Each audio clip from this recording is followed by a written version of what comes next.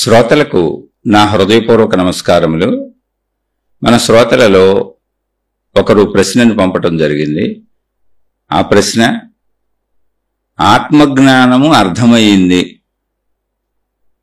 సమయము చాలా మిగులుతున్నది, కానీ చికాకుగా, విసుగుగా, కోపముగా, బాధగా ఉంటున్నది. ఏమి చేయాలో తెలియటం లేదు, వివరించగలరు? అంటే సమయం ఉంది, డబ్బు ఉంది, ఉండటానికి వసతులు సౌకర్యాలు అన్నీ ఉన్నాయి, విడిగా ఏ ఇబ్బందులు లేవు, కానీ మనసుకి ఏమీ తోచటం లేదు. అలానే ఆత్మజ్ఞానం అర్థమైంది అంటే ప్రశాంతంగా నాలో నేను ఉండలేకపోతున్నాను, మిగిలిన వసతులు వనరులు అన్నీ ఉన్నాయి, ఇబ్బంది ఏం లేదు. ఇటువంటి పరిస్థితుల్లో ఏం చేయాలో తెలియటం లేదు. ఈ ప్రశ్న అడిగినటువంటి వాళ్ళు చాలా కాలం నుంచి రెగ్యులర్గా ఈ శీర్షికలన్నీ వింటూ ఉన్నారు. ఈ ఆత్మజ్ఞాన సంబంధిత మనం చెప్పుకుంటున్న శీర్షికలు వింటూ అప్పుడప్పుడు అనేక ప్రశ్నలు అడుగుతూ ఉంటారు. వారే ఈ ప్రశ్న అడిగారు. అంటే ఇక్కడ మనం గమనించవలసిన విషయం ఒకటి ఉంది. ఆత్మజ్ఞానం అర్థం అవటం వేరు, అర్థమైంది, కానీ మనం శరీరంతోనే జీవిస్తున్నాం. అర్థమైంది అన్నప్పుడు ఎక్కడ అర్థమైంది? జ్ఞానములో లోపల అర్థమైంది, భావరూపంలో అర్థమవుతుంది. ఇప్పుడు కూడా మనం చెప్పుకుంటున్నప్పుడు ఇలా మాట్లాడుకుంటూ వింటున్న గంట సేపు హాయిగా ఉంటుంది, ఏదో వినేస్తున్నట్టు, ఏదో తెలుసుకుంటున్నట్టు, ఏదో అర్థమైపోతున్నట్టు, అంతా నాకు వచ్చేసింది అన్నట్టు, అనుభవం అయిపోయినట్టు ఉంటుంది. నాకు కూడా ఇలా మీతో చెబుతున్నంతసేపు చాలా బాగుంటుంది. ఈ గంట సేపు ఎందుకు బాగుంటుంది ఇది పరిశీలించండి ఒకసారి. నేను చెప్పటము అనేటువంటి పనిని శరీరంతో చేస్తున్నా, నాకు తెలిసినటువంటి విషయాలను నోటి ద్వారా మాట్లాడుతూ శరీరంతో చేస్తున్నా. ఏదో క్రియ జరుగుతుంది. క్రియ జరుగుతున్నప్పుడు శరీరానికి కాలం గడిచిపోయినట్టు ఉంటుంది. అంటే ఒక యావగేషన్లో ఉంది, అది ఏదో ఒకటి, ఒక పనిలో ఉంది, ఒక యావగేషన్లో ఉంది, టైం గడిచిపోతుంది దానికి. ఎప్పుడు ఇలా ఈ శీర్షిక మీకు చదువుతున్నప్పుడు నాకు టైం గడిచిపోతుంది, చక్కగా ఒక 1 అవర్ హాయిగా గడిచిపోద్ది. మళ్ళీ ఆ తర్వాత దీన్ని చక్కగా ఎడిటింగ్ చేసి ఏదో ఒకటి దానికి ఒక టైటిల్ పెట్టి అన్ని యూట్యూబ్లో అప్లోడ్ చేసేటప్పటికి ఇంకో 2-3 గంటలు చక్కగా పూట వెళ్ళిపోద్ది. నేను చాలాసార్లు చెప్పాను, నేను పూర్తిగా నాతో నేను ఉండలేక, నాలో నేను ఉండలేక, ఖాళీ సమయం ఎక్కువగా ఉంది, జీవితకాల మౌనం అని పెట్టుకొని కూర్చున్నాను. అలా జీవితకాల మౌనం పెట్టుకుంది నేను నాకు ఆధ్యాత్మికత ఇంట్రెస్ట్ ఉండి కాదు, లేదా నేనేదో సాధనలు చేసేద్దామని కాదు. నాకు ఏర్పడినటువంటి జీవితంలో ఏర్పడిన కొన్ని సంఘటనల వలన ఆ పరిస్థితుల నుంచి నేను ఆ పరిస్థితులను ఎదుర్కోలేక తప్పించుకోవడానికి జీవితకాల మౌనం పెట్టుకున్నా, అంతే. అంటే అంతకుమించి ఏం లేదు అక్కడ. అంటే ఏంటి? భౌతిక పరంగా జీవితకాల మౌనం పెట్టుకున్నా, కానీ మౌనంలో ఉండాలని, మౌనంగా ఉండాలని నేనేం నిర్ణయించుకోలేదు, నాకేం అలవాటు అవ్వాల. పరిస్థితులు ప్రేరేపణ ద్వారా తప్పనిసరిగా అలా ఉండాల్సి వచ్చింది. అయితే ఇప్పుడు ఏమైంది? శరీరం క్రియాత్మకమైంది. అసలు మనలో శరీరం ఎప్పుడూ క్రియాత్మకమైంది. అంటే కర్మ, శరీరము కర్మ సంబంధితమైనది. మనసు చూడండి, ఎప్పుడు ఊహలు ఊహించుకుంటూ ఉంటుంది, ఎప్పుడు మనసు కదులుతానే ఉంటుంది, ఆలోచనలు కదులుతానే ఉంటాయి. మనసు ఆలోచనలు దేనికి సంబంధించి కదులుతూ ఉంటాయి? శరీర సంబంధిత విషయాల గురించి కదులుతూ ఉంటాయి. అంటే శరీరానికి కావలసినటువంటి ప్రపంచంలోని విషయాలు, అదే మనసు. అది ఎప్పుడు కదులుతూనే ఉంటుంది. అంటే ఏంటి? కదలిక అనేది ఇటు మనసుకి అటు శరీరానికి తప్పనిసరి. ఇది కర్మయోగము. ఇప్పుడు ఏమైంది? మనం ఏదో జ్ఞానం తెలుసుకొని, సరే ఏదో తినడానికి ఉండటానికి పరిమితులు ఏర్పరచుకొని అనేక సంబంధ బాంధవ్యాలు, ప్రపంచంలోనూ చెడులు చూసాం, మంచులు చూసాం, పరిస్థితులు చూసాం, సర్లే ఇదంతా ఎందుకులే అని కుటుంబ వ్యవస్థలో ఉన్నాం. కుటుంబం ఉంది, ఈ ప్రశ్న అడిగిన వాళ్ళకు కూడా కుటుంబం అన్నీ ఉన్నాయి. అలా కుటుంబ వ్యవస్థలో ఉన్నాం, సరే ఉన్నంతలో ప్రశాంతంగా ఉందాం, ఏదో పిల్లలు వాళ్ళ పనులు చేసుకుంటారు, వాళ్ళకి కావాల్సినవి చేసి పెడదాం, ఇంట్లో ఏదో అవసరానికి కావాల్సినవి చేసి పెడదాం, ఇంకా వృత్తి ఉద్యోగ వ్యాపారాలు ఆపేసాం. అంటే మెయిన్ పనులు ఏమి లేవు.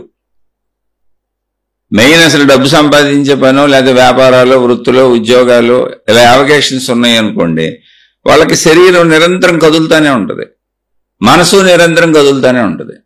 కాబట్టి వాళ్ళకి కాలం గడిచిపోయినట్టు ఉంటుంది. చెడ్డగానో మంచిగానో, చెడు పనులు మంచి పనులు, వ్యసనాలు ఏదో ఒకటి, లేదా సేవా కార్యక్రమాలు ఏదైనా కానివ్వండి, దైవీ కార్యక్రమాలు, మత కార్యక్రమాలు, ఏదో ఒక విధానాలలో శరీరము మనసు కదుపుతూ ఉన్న వాళ్ళకి కాలం గడిచిపోయినట్టుగా, తామేదో మంచి పనులు చేసేస్తున్నట్టుగా, తాము ఎక్కడో అంటే దైవీ కార్యక్రమాల్లో మత కార్యక్రమాల్లో ఉంటాయి, అలా అనిపిస్తూ ఉంటుంది.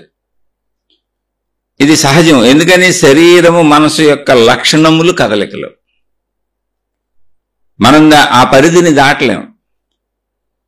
శరీర మనో కదలికల్ని మనం ఆపలేము. ఎందుకని ఆపలేము అంటే అసలు శరీర సహజ లక్షణం ఆకలేస్తుంది, లోపల ఆకలి పడుతుంది, దానికి ఆహారం అందించాలి. శరీర సహజ లక్షణం పంచేంద్రియాలు కదులుతూ ఉంటాయి. పంచేంద్రియాలు కదలటము పంచేంద్రియాలు ఆకళ్లే.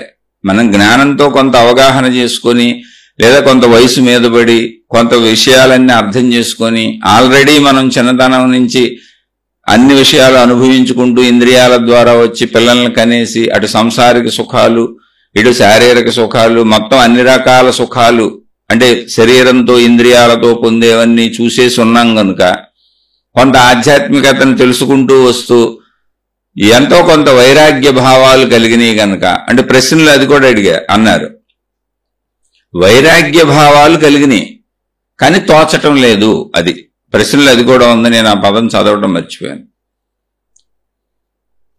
వైరాగ్య భావాలు కలిగిన ఆత్మజ్ఞానం వింటూ, ఈ శీర్షికలు వింటూ, ఎక్కడైనా సరే ఏదో భక్తి మార్గాల్లో వైరాగ్యం కూడా ఉంటది కదా, కలిగింది కానీ తోచుతున్నట్లేదు, తోచటం లేదు. ఏదో విసుగ్గా, బాధగా, కోపంగా, చికాగ్గా ఏమీ లేదు. అక్కడ విషయాలు ఏమంటే డబ్బుకి ఇబ్బంది లేదు, తినడానికి తిండి ఉంది, కట్టుకోవడానికి బట్ట ఉంది, ఉండడానికి ఇల్లు ఉంది, పిల్లలు ఎవరికాళ్ళు సెటిల్ అయ్యి ఎవరి పనులు వాళ్ళు చేసుకుంటున్నారు, ఏదో భార్యో భర్తో ఉన్న విషయాలు చిన్న చిన్నవి తప్ప మిగిలిన సమయం అంతా ఖాళీ. నేను కూడా అలాగే ఉన్నా.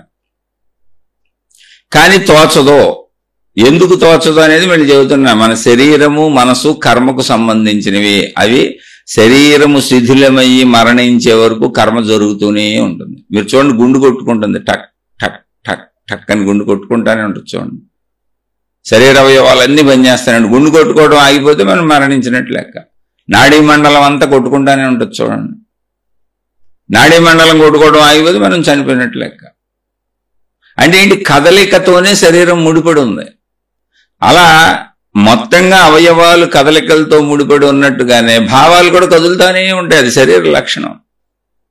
ఆ భావాల కదలికలే మనసు. ఇది దాని స్వీయ లక్షణాలు అవి. ఇప్పుడు ఈ లక్షణాలని శరీరము మనసులతో పెట్టుకొని మనం జ్ఞాన విధానంలో అంటే ఆధ్యాత్మికతని భాష రూపంలో, భావ రూపంలో అర్థం చేసుకుంటున్నాం. ఆత్మజ్ఞానమో, జ్ఞానమో, ఆత్మశక్తో ఏదో ఒకటి. అది జ్ఞానానికి అర్థమైంది. అది అర్థం అవటం వలన ఏమైంది? కొంత వైరాగ్య భావమో, కొంత తృప్తో, ఏదో ఒకటి సంథింగ్, కొంత ప్రశాంతంగా ఉందాము అనిపించింది. అది వైరాగ్యం కావచ్చు, తృప్తి కావచ్చు, అంతా కొంత కొంత. దానివల్ల పోన్లే ఇలా గడుపుదాం కాలం అనుకొని కాసేపు కూర్చుంటే ఏ ధ్యానమో, పోనీ తపస్సో, ఏ సెల్ఫ్ ఎంక్వైరీ గమనించుకోవడం. ఎంతసేపు కూర్చోగలమో? మనం ఏదో పురాతన మునులాగా చిన్నప్పటి నుంచి అలా రాలేదుగా. సంస్కృతిలో బాహ్య ప్రపంచంలోనే బతికాం. నేను 51 ఏళ్ళు బాహ్య ప్రపంచంలోనే సంపూర్ణమైనటువంటి క్రియలన్నీ చేశాను, అన్ని చేశాను. పైగా నేను చేసింది ఇంకా మామూలు మనుషులతో పోల్చుకుంటే నేను చేసిన క్రియలు 100 మంది మనుషులు చేసేటువంటి అన్ని చేశాను. 100 మంది మనుషులు కలిస్తే వాళ్ళ జీవితంలో ఎన్ని చేస్తారో, ఎన్ని వ్యవహారాలు పెట్టుకుంటారో, ఎన్ని విషయాలు ఉంటాయో, ఎన్ని డబ్బులు పనులు ఉంటాయో, 100 మంది మనుషుల జీవితాలు అంటే సుమారుగా చెబుతున్నానండి, అన్ని చేశాను నేను. అంటే ఏంటి? నా శరీరము మనసు ఇంద్రియాలు అన్ని కదిలినాయి. అలా అందరికీ అలాగే ఉండుంటుంది ఖచ్చితంగా. శరీరం మనసుతో కదలికలతోనే వచ్చాంగా. నిరంతరం ఈ కదలికలు కదలపోతే కదలికల్లో ఏమవుతుంది? ఇప్పుడు నేను మీకు చెబుతున్నా, మీరు వింటున్నారు. చెబుతున్నప్పుడు ఈ చెప్పడం పూర్తి అయ్యేటప్పటికి అరగంటో, 30 గంటో, గంట పూర్తి అయిపోద్ది. అంటే 1 గంట గడిచిపోయింది, నాకు తెలియకుండా గడిచిపోయింది.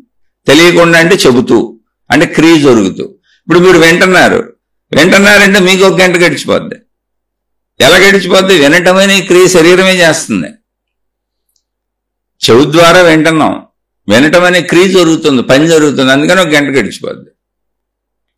అక్కడి నుంచి దాన్ని అర్థం చేసుకొని లోపల ఉంచుకున్నప్పుడు ఆ విన్నదాని వలన కొంత మళ్ళీ ఏమన్నా అర్థమైంది అనుకోండి, ఇంకొంచెం వైరాగ్యం పెరుగుద్ది, ఇంకొంచెం మంచి పెరుగుద్ది, ఇంకొంచెం తృప్తి పెరుగుద్ది, ఇంకొంచెం ప్రశాంతంగా ఉందాం అనిపిస్తుంది. ఇది ఎంత అనిపించినా శరీర కదలికలు ఎలా ఆపుతాం?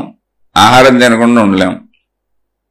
సరే, ఇది మామూలు విషయాలు అనుకోండి. పోనీ అలానే మునులు ఋషుల్లాగా మనం చిన్నప్పటి నుంచి తపస్సులు చేసుకుంటూ వచ్చిన వాళ్ళం కాదు, అది అలవాటు పడిపోవటానికి. మరి అలా కొంతమంది యోగ మార్గాలలో ఉంటారు. అనేక మంది యోగ మార్గాలంటే శరీరాన్ని నానా రకాలుగా అభ్యాసాలతో తమలో తాము ఉండేలా అలవాటు చేసుకుంటారు. ధ్యానాలు, తపస్సులు, రకరకాల యోగ విధానాలు ఉన్నాయి. ఆ పేర్లు నేను ఇక్కడ తెలియజేయటం లేదు, ఎందుకంటే వాటిల్లో నాకు ప్రావీణ్యత లేనప్పుడు వాటి గురించి ఎందుకు చెప్పడం. మనకు అలవాట్లు లేవు, సంసార జీవితంలోనే గడిపాం, పెళ్లిళ్ళు చేసుకున్నాం, పిల్లల్ని కన్నాం, వృత్తి వ్యాపార ఉద్యోగాలు చేసాం. కేవలం జ్ఞాన మార్గము లేదా ఒక భగవంతుడి మీద ఉన్న భక్తితో ఆ మార్గాల్లో వచ్చి కొన్ని విషయాలు విని జాగ్రత్తగా కూర్చున్నాం. ఇప్పుడు ప్రత్యేకంగా మనం మాట్లాడుకుంటున్నాయన్నీ ఆత్మజ్ఞాన మార్గ శీర్షికలే. అంటే నాలో నేను, నాతో నేను. ఇప్పుడు ఏమైంది? నాకే పూర్తి విశ్రాంతి ఉంది. అలాగే ఇప్పుడు ఈ ప్రశ్న అడిగిన వాళ్ళకి కూడా పూర్తి విశ్రాంతి ఉంది. ఎందుకంటే వాళ్ళు ఇంతకు ముందు కూడా ఈ ప్రశ్న అడిగిన వాళ్ళు ఇంతకు ముందు నాకు వాళ్ళు కామెంట్లో వాళ్ళు నన్ను అడగటం జరిగింది. ఏంటంటే మీరు ఎక్కడ ఉంటున్నారో చెబితే మీ దగ్గరికి వచ్చి ఆ దగ్గరలో ఏదన్నా ఇల్లు తీసుకొని ఉండిపోతాం, మాకు డబ్బులకు లోటు లేదు, మాకు ఆర్థిక ఇబ్బందులు లేవు, బాధ్యతలు కూడా లేవు, ఏదైనా మీ గైడెన్స్లో అక్కడ ఉండి మీకు దగ్గరలో ఉండి మేము కూడా ఏదన్నా సాధనలు చేసుకుంటా ఉంటాము, మీకు కావాలంటే మీరు అడిగినంత దక్షిణ కూడా మీకు చెల్లిస్తాం, పెద్ద మొత్తంలోనే ఇస్తాం అని కూడా చెప్పారు వాళ్ళు. ఎప్పుడో గతంలో వాళ్ళే ఇప్పుడు ఈ ప్రశ్న వేశారు. అంటే ఇప్పుడు వాళ్ళకి నేను చెప్పాను, ఎక్కడున్నా నాకు తెలిసింది ఇంతే, ఈ నోటితో చెప్పేదే. ఎవరి మనసుని ఎవరి శరీరాన్ని వాళ్ళు అదుపులో పెట్టుకోవాలి. అంటే ఇదంతా ఎందుకు చెబుతున్నానండి, జాగ్రత్తగానండి. ఇక్కడే మీరు గమనిస్తే చూడండి, ఇప్పుడు తోచటం లేదు, వైరాగ్య భావాలు వచ్చినాయి, ఆత్మజ్ఞానం అర్థమవుతుంది, ప్రశాంతంగా ఉండటానికి మొత్తం కాలం అంతా ఫ్రీగా ఉంది, డబ్బు ఇబ్బంది లేదు, ఉండటానికి వసతులు ఉన్నాయి, సౌకర్యాలు ఉన్నాయి, ఏ ఇబ్బందులు లేవు వాళ్ళకి కానీ నాకు కానీ. నేను కూడా అదే స్థితిలో ఉన్నా. ఇలా చాలా మంది ఉండొచ్చు, కానీ వాళ్ళకి తోచదు. తోచకపోవడం అంటే ఏంటి? శరీర లక్షణం. ఎందుకు తోచట్లేదు అంటే మనం ఇప్పటి వరకు ఇంద్రియాలతో గడిపేశాం, అలవాటైపోయింది శరీరానికి. చిన్నతనం నుంచి ఇప్పటి వరకు నేనైతే 50-51 ఏళ్ళు అదే ప్రపంచంలో ఇంద్రియ కదలికలు, మనో కదలికలతోనే బతికాను. పరిస్థితుల రీత్యా వచ్చాను. మీరు కూడా అలాగే గడుపుంటారు, ఎవరైనా అలాగే గడుపుతారు. అయితే ఇప్పుడు ఈ విషయాలు వింటున్నప్పుడు, జ్ఞానపరమైన, భక్తిపరమైన, ఏదో ఆధ్యాత్మిక విషయాలు వింటున్నప్పుడు కొంత తృప్తి, కొంత ప్రశాంతత, కొంత ప్రశాంతంగా ఉందాం, ఇదేదో మనకు అర్థమవుతుంది కదా, మనం చూసుకుందామని కొత్తలో ఆసక్తి కలుగుతుంది. ఈ ప్రశ్న అడిగిన వాళ్ళు అలా కొత్తలో నుంచి ప్రశ్నలు అడుగుతానే ఉన్నారు, చెబుతానే ఉన్నాను, నన్ను చాలాసార్లు పొగుడుతూనే ఉన్నారు. అలా పొగుడుతూ మధ్యలో ఇలా వచ్చేస్తాం, మీ దగ్గరికి వచ్చేస్తాం, మీకు కావలసినంత పెద్ద మొత్తంలో డబ్బు కూడా ఇస్తాం, మీ మీద ఏమి ఆధారపడం, మీరు ఎక్కడున్నారో చెబితే మీ సలహాలు సూచనలు తీసుకొని మేము సాధనలు చేసుకుంటాం, మేము ఆ ఏరియాకి వచ్చి మేము ఇల్లు తీసుకుంటాం, అక్కడే ఉంటామని చెప్పారు. సరే, అది పెద్ద విశేషమేం కాదమ్మా, నాకేమీ తెలియదు, ఇంతకు మించి తెలియదు, నాకేం డబ్బుతోనూ అవసరం లేదు, కాబట్టి మీరు ఇక్కడికి వచ్చి కొత్తగా చేసేది ఏమీ లేదు, మీకు చెబుతున్న ఈ శీర్షికలు తప్ప నా దగ్గర ఏమి లేదు. ఇప్పుడు ఆ బోరు కొట్టడం అంటే వైరాగ్యం ఉంది, ఆత్మజ్ఞానం అర్థమవుతుంది, కానీ సమయం అంటే తోచటం లేదు, బోరు కొడుతుంది అనేటువంటిది నాకు కూడా ఉంది, బోల్సారి చెప్పాను. అలా బోరు కొట్టకపోతే, తోచటం లేదు అనిపించకపోతే అసలు ఈ శీర్షికలు మీకు చెప్పను నేను, ఎందుకంటే మీరెవరో అసలు నాకు తెలియదుగా. ఇప్పుడు నా భార్యను చూస్తున్నానంటే నా భార్య కాబట్టి బాధ్యత ఉంది కాబట్టి చూస్తున్నా, నా పిల్లలతో ఉన్నానని కాబట్టి నేను కన్నాను కాబట్టి నా పిల్లలు కాబట్టి జీవితకాలం మౌనం పెట్టుకుని నా బాధ్యతలు వదలటల్లా చూస్తున్నా. అలాగే ఇప్పుడు మా అత్తగారు మా ఇంట్లోనే ఉంటారు, ఇంతకుముందు అనేక శీర్షికల్లో చెప్పా, ఆమె వృద్ధాప్యంలో ఉంది, ఆమెను చూసేవాళ్ళు ఎవరూ లేరు ఈ భూమి మీద, ఆవిడికి ఉన్నది నేను, మా ఆవిడే. చూడగలిగిన వాళ్ళు చూసేవాళ్ళు లేరు. బంధువులు ఉన్నారు కానీ చూసేవాళ్ళు లేరు. సరే ఆవిడ మా ఇంట్లోనే ఉంచుకొని చూస్తున్నా. ఇదేంటి నా బాధ్యతలు కనుక. అసలు మీరు ఎవరు వింటున్నారో తెలీదు, వినేవాళ్ళు ఎవరో తెలీదు, వింటున్నారో లేదో తెలీదు, విన్నాక మీకు కలిగే అభిప్రాయాలు ఏంటో తెలీదు. కాకపోతే కామెంట్లో కొంచెం అర్థమవుతుంది చెప్పమంటున్నారు, అంతవరకే తెలుసు. అసలు మీతో నాకు ఎటువంటి అనుబంధము లేదు, బంధము లేదు, పరిచయం లేదు. ఉన్న సత్యం అది. నేనెవరో అసలు మీకు తెలియని కూడా తెలియదు. అంటే మీకు నాతో ఎటువంటి బంధము లేదు, అనుబంధము లేదు, పరిచయం లేదు. ఎందుకని? నా ముఖం మీకు తెలియదు, మీ ముఖం నాకు తెలియదు, నేను ఎక్కడ ఉంటానో మీకు తెలియదు, మీరు ఎక్కడ ఉంటారో నాకు తెలియదు. ఈ తెలియని చోట ఎందుకు చెబుతున్నాను అంటే ఖచ్చితంగా చెబుతున్నాను, నేను 24 గంటలు నాలో నేను ప్రశాంతంగా కూర్చోలేక. ఎందుకు కూర్చోలేకపోతున్నాను?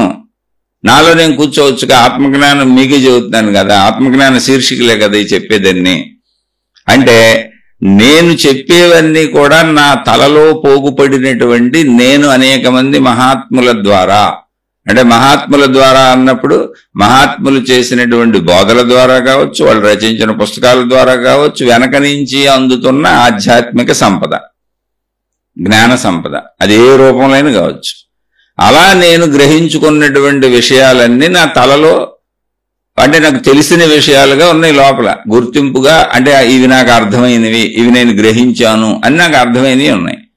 ఆ అర్థమైన విషయాలను మీతో పంచుకుంటున్నా. ఎవరైనా ఏదైనా ప్రశ్నించినప్పుడు ఎందుకు పంచుకుంటున్నాను మీరు ఎవరో తెలియకపోయినా, నాకు తోచటం లేదు కనుక, నేను నాలో నేను ఉండలేకపోతున్నాను కనుక. మెలకువగా ఉన్నంత కాలము నాకు కాలం ఫ్రీగా ఉంది. ఉదయం లేచిన కాడి నుంచి రాత్రి పడుకునే వరకు నాకు సమయం అంతా ఖాళీనే. అంటే ప్రస్తుతానికి తిండికి గడిచిపోతుంది. భవిష్యత్తులో ఏదైనా ఇబ్బంది వస్తే నేను చాలాసార్లు చెప్పాను, ఇప్పుడు కూడా చెబుతున్నాను, మళ్ళీ నేను వెళ్ళి పని చేసుకోవాలి. ఇబ్బంది వచ్చినప్పుడు చూస్తాను, ఏ పని చేసుకుంటాను. ఒకవేళ ఇబ్బంది రాకపోవచ్చు, ఎందుకంటే మా పిల్లలు ఒక చివరి దశలో ఉన్నారంటే, ఒక 3-4 ఏళ్ళు చదువులు అయిపోతే ఆ పిల్లలకి ఏదో ఒక ఉద్యోగాలు వచ్చేస్తాయి. వాళ్లే ఇంత అన్నం పెట్టి ఏదో పర్వాలేదులే నాన్న ఇంత అన్నం పెడతాం అమ్మకి నీకు అన్నారు అనుకోండి, నేను ఏ పని చేయక్కర్లేదు. అనలేదు అనుకోండి, నేను మళ్ళీ ఏ పని చేసుకోవాలి. అప్పుడు ఆ పని చేసుకోవటానికి కూడా నాకు అభ్యంతరం ఏం లేదు. ఎందుకంటే ఇలాంటి జీవితానికి ఈ దారి చూపించినటువంటి సృష్టి, మనం బ్రతకడానికి ఆధారమైన పంచభూతాలను అందించి, ఆహార పదార్థాలను అందించి బ్రతికిస్తున్నటువంటి సృష్టి, నెక్స్ట్ నేను బతికుండాలి అంటే నాకు వచ్చే సమస్యలకి అదే దారి చూపిస్తుంది మళ్ళీ. ఎందుకంటే ఇప్పుడు వరకు ఇది వచ్చిన దారిలన్నీ నేను ఎన్నుకున్నాయి కాదు. అసలు ఈ మీతో చదవటం కూడా, ఈ యూట్యూబ్ మాధ్యమంలో చదవడం అనేది కూడా నేను ఎన్నుకున్నది కాదు. మళ్ళీ దానికి బోల్డ్ పరిస్థితులు ఏర్పడటం వలన చెప్పాను. అయితే అవి మీకు చదవటం భావ్యం కాదు కాబట్టి చెప్పట్లేదు. అసలు యూట్యూబ్ స్టార్ట్ చేసి శీర్షికలు చెప్పాలని నేను అనుకోలేదు. నేను మౌనం పెట్టుకున్నాక అసలు ఒక 6-7 నెలలు నేనేమి చెప్పలేదు కూడా. అయితే చెప్పటానికి మళ్ళీ కొన్ని పరిస్థితులు ఏర్పడినాయి. ఆ పరిస్థితుల్లో తప్పనిసరిగా చెప్పాల్సి వచ్చింది. ఆ పరిస్థితుల కోసం చెబుతూ తర్వాత చెబుతూ ఏమైంది, నేను పూర్తి ఖాళీగా ఉండిపోయాను మౌనం అని. అప్పుడు నాకు అర్థమైంది, నేను పూర్తిగా మౌనంగా నాలో నేను, నాతో నేను ఉండలేకపోతున్నాను. మౌనము అంటే మళ్ళీ చెబుతున్నా, నా కుటుంబ సభ్యులతో మాట్లాడుకుంటాను, తప్పనిసరి పరిస్థితుల్లో బయట వాళ్లతో మాత్రమే మౌనము అని పెట్టుకున్నాను. అది కూడా పరిస్థితుల్ని తప్పించుకోవటానికి. అందుకని నా ఇంటికి ఎవరు రారు, ఎవరింటికి నేను వెళ్ళను. నా ఇంట్లో వాళ్ళతో నేను మాట్లాడుకుంటాను, నా పనుల నిమిత్తం నేను బయటకు వెళ్ళినప్పుడు మాట్లాడుకుంటాను. జీవితకాల మౌనము అనేది నేను పెట్టుకున్నది నా పరిస్థితుల వలన.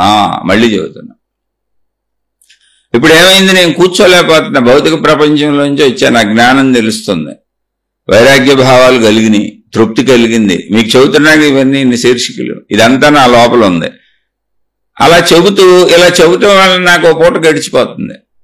సరే, మీరు ఎవరో చక్కగా వినేవాళ్ళు వింటున్నారు, సోదర సోదరీమణులు ఎవరు వింటే నాకేంటి, మంచి ఎవరైనా వినండి. ఎందుకని నాకు అసలు ఇది చెప్పడానికి అవసరమైనటువంటి ఈ మంచిని, ఈ జ్ఞానాన్ని ఇలా పరిస్థితుల రీత్యా తప్పనిసరి పరిస్థితుల్లో జీవితకాల మౌనం అని నేను పెట్టుకున్నా కూడా నాకు ఎటువంటి దుఃఖం లేదు. మౌనం నేను పెట్టుకుందే, నేను ఆలోచించుకొని నిర్ణయించుకొని హాయిగా జీవితకాల మౌనం అని ఆనందంగా పెట్టుకున్నా.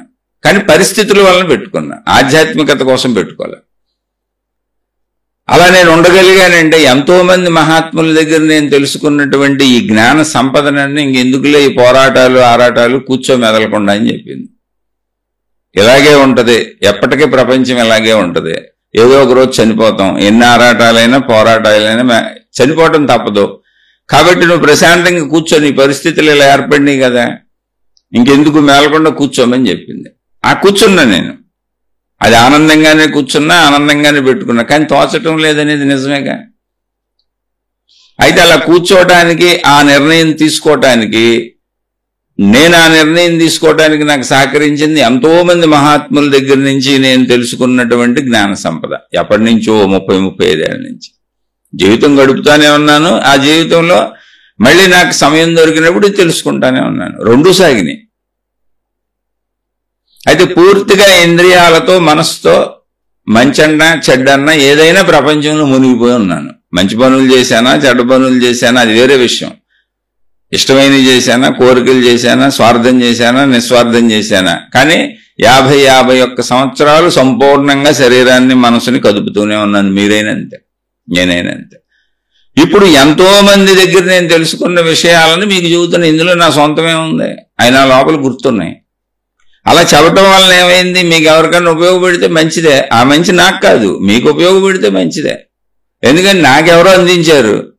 ఎంతో మంది మహాత్ముల దగ్గర కూడగట్టుకుంది. ఆ కూడగట్టుకుంది మీకు కూడా అర్థమవుతుంది అనుకోండి, ఓకే, మంచిదే. దానివల్ల నాకు లాభం లేదు, నష్టం లేదు. ఎందుకనంటే ఎవరి దగ్గర నేను తీసుకున్నాను, ఏమన్నా నా నుంచి మీకు చెబుతున్నాను. మీకు ఇవ్వటం వల్ల నాకు పోయేదేమి లేదే. మీకు ఇవ్వటం వల్ల నాకు పోయేది లేకపోగా, అంటే ఇప్పుడు ఈ శీర్షికలు మీకు చెప్పడం వల్ల నాకు పోయేది లేకపోగా ఇందులో నాకు లాభం ఉంది. ఏంటంటే మీకు ఈ శీర్షిక చెబుతున్నంతసేపు నాకు ఒక పూట కాలం గడిచిపోతుంది. నెంబర్ 1, ఒక శీర్షిక మీకు పెట్టాలి అంటే 3-4 గంటలు పడుతుంది నాకు, ఓ పూట కాలం గడిచిపోతుంది. అలాగే ఒక శీర్షికను మీకు చెబుతున్నంతసేపు, అంటే అది అరగంటో, 30 గంటో, గంటో, ఆ చెబుతున్నంతసేపు నేను చెబుతున్నటువంటి విషయాలను నేను కూడా వింటూనే ఉంటాను. ఆ భావాలు నాలోనే ఉత్పత్తి అవుతూ ఉంటాయి. అంటే నా మనసులో అవే భావాలు, అవే ఆలోచనలు సాగుతూ ఉంటాయి. అది నాకు సాధన అవుతుంది. చక్కగా ఆత్మజ్ఞాన కాలక్షేపం, సజ్జన సాంగత్యం అంటే ఇదే. సజ్జన సాంగత్యం అంటే ఏంటి? చక్కగా మంచి జ్ఞాన విషయాలు ఎవరెవరు చెప్పారో ఏమేమో అవన్నీ నా లోపల ఉన్నాయి. మీరు ఏదో ప్రశ్న అడుగుతున్నారు, ఆ ప్రశ్నకి చెబుతున్నాను. చక్కగా నాకు ఆ సజ్జన సాంగత్యంలో ఏ మేలు జరుగుతుందో, ఆధ్యాత్మిక మార్గాల్లో సజ్జన సాంగత్యం చేయమని, జ్ఞాన సాంగత్యం చేయమని మహాత్ములు ఏది చెప్పారో, శ్రవణ మనన నిధిధ్యాసలు ఏం బోధించారో అవి నాకే జరుగుతున్నాయి. అంటే నాకు ఉపయోగంగా ఉంది. ఎందుకు ఇంత నిజం నెక్కచ్చిగా చెబుతున్నానంటే అసలు మీరెవరో నాకు తెలియదు కదా. మీకు మేలు జరిగితే, ఒకవేళ మీకు అర్థమవుతుంటే, మీకు మేలు జరిగితే చాలా మంచిది. కానీ మీకు ఎవరికి మేలు జరిగినా అందులో నాకు తెలియదు. అసలు మీరెవరో నాకు తెలియదు. మీకు నాకు ఏ బంధుత్వం లేదు, ఏ సంబంధ బాంధవ్యం లేదు. నేనెవరో మీకు అసలు తెలియదు. మనకి ఇచ్చిపుచ్చుకునే ఏమీ లేవు. కానీ ఈ చెప్పడం వల్ల నాకే ఉపయోగం ఉంది. మీకు ఉపయోగం ఉందో లేదో నాకు తెలియదు. కొంతమంది అర్థమవుతుంది అంటున్నారు, చెప్పమంటున్నారు. ఓకే, ఉపయోగం ఉంటే మంచిదే. కానీ మీకు ఉపయోగం ఉన్నా, మీకు ఉపయోగం లేకపోయినా నాకు ఉపయోగం ఉంది. ఏంటి ఉపయోగం ఉంది అంటే ఖచ్చితంగా చెబుతున్నా. ఇప్పుడు ఈ సోదరుడు వేసిన ప్రశ్నే, ఇప్పుడు వీరు ప్రశ్న అడిగారు. ఆ ప్రశ్నే ఏమి లేదు, వైరాగ్య భావాలు ఉన్నాయి, తినడానికి ఉంది, ఆత్మజ్ఞానం అర్థమవుతుంది, కానీ విసుగ్గా ఉంది, తోచటం లేదు, చికాగ్గా ఉంది, కాలం గడవటం లేదు. ఏం చేయాలి? నా కాలం ఇప్పుడు మీకు చెప్పడం వల్ల గడుస్తుంది. ఆ గడుస్తులో మళ్ళీ మీకు చెప్పింది నేనే వింటున్నాను కాబట్టి నాలో మననం కూడా జరుగుతుంది. మళ్ళీ బలపడుతుంది. ఆత్మజ్ఞానంలో ఉందాం, ఇది ఇలాగే ఉంటది, శరీరం తీరిందే, మనసు తీరిందే. మీకేం చెబుతున్నాను అవన్నీ నాకు వర్తిస్తాయిగా. అంటే నా పరిస్థితి ఎలా ఉంటది మీకు కరెక్ట్గా తెలియాలంటే అద్దం ముందు నుంచున్నాం, ఏం కనపడుతుంది మనకి? మన ప్రతిబింబమే కనపడుతుంది మొత్తంగా. అద్దం ముందు నుంచొని మనం ఏం చేసుకుంటున్నా, ఎలా సరి చేసుకుంటున్నా, జుట్టు దూకుంటున్నా, మొహం సరి చేసుకుంటున్నా, పౌడర్లు క్రీములు రాసుకుంటున్నా, బట్టలు వేసుకొని అలంకారాలు చేసుకుంటున్నా, అదంతా నాకు నేను చేసుకుంటుంది. అలా మీరెవరో నాకు తెలియకపోవటం, నేనెవరో మీకు తెలియకపోవటం, నేను అద్దం ముందు నుంచోవటమే. నన్ను నేను ఆధ్యాత్మిక జ్ఞానంతో నన్ను నేను అలంకరించుకుంటున్నాను. అలాగే మీరు నేనెవరో తెలియకుండా విన్నంతకాలం మిమ్మల్ని మీరు అద్దం ముందు నుంచోనే ఆధ్యాత్మిక జ్ఞానంతో అలంకరించుకుంటున్నారు. మనం ఎప్పుడైనా తెలుసుకుంటాం అనే పని చేశామా? నేనెవరో మీరు తెలుసుకున్నా, మీరెవరో నేను తెలుసుకున్నా, మనం వ్యక్తిగత సంబంధాలు ఏర్పరచుకున్నామా? ఏ రకంగానైనా సరే గురువనో శిష్యుడనో స్నేహితుడనో మంచోడనో చెడ్డోడనో ఏర్పరచుకున్నామా అర్థం ఎగిరిపోద్ది, మానవ సంబంధాలు వచ్చేస్తాయి. ఇప్పుడు మనకు జరుగుతున్నది అద్భుతమైన ప్రక్రియ. అద్దం ముందు నుంచొని మనమే సరి చేసుకుంటున్నాం. నా మాటలో, నేను చెబుతున్న మాటలు నాకే అర్థం, చక్కగా జ్ఞాన మననం జరుగుతుంది. నా అద్దం ముందు నన్ను ఆధ్యాత్మిక జ్ఞానంతో అలంకరించుకుంటున్నా. వింటున్న మీకు ఇదే మాటలు మీకు అర్థం, ఎవరు విని అర్థమయ్యే ఆచరిస్తున్న వాళ్ళకి. మిమ్మల్ని మీరు ఆ జ్ఞానంతో మీరు సరి చేసుకుంటారు. జుట్టు తలదువ్వుకున్నట్టుగా, దువ్వెంతో పౌడర్ వేసుకున్నట్టుగా, బట్టలు మన నచ్చిని కొట్టుకున్నట్టుగా, రకరకాలుగా అలంకరించుకుంటున్నట్టుగా అద్దాన్ని మీరు ఎలా వాడుకుంటే అలా. అంతే, ఈ అర్ధస్థితిలోనే ఉందాం ఇప్పటికీ మనం.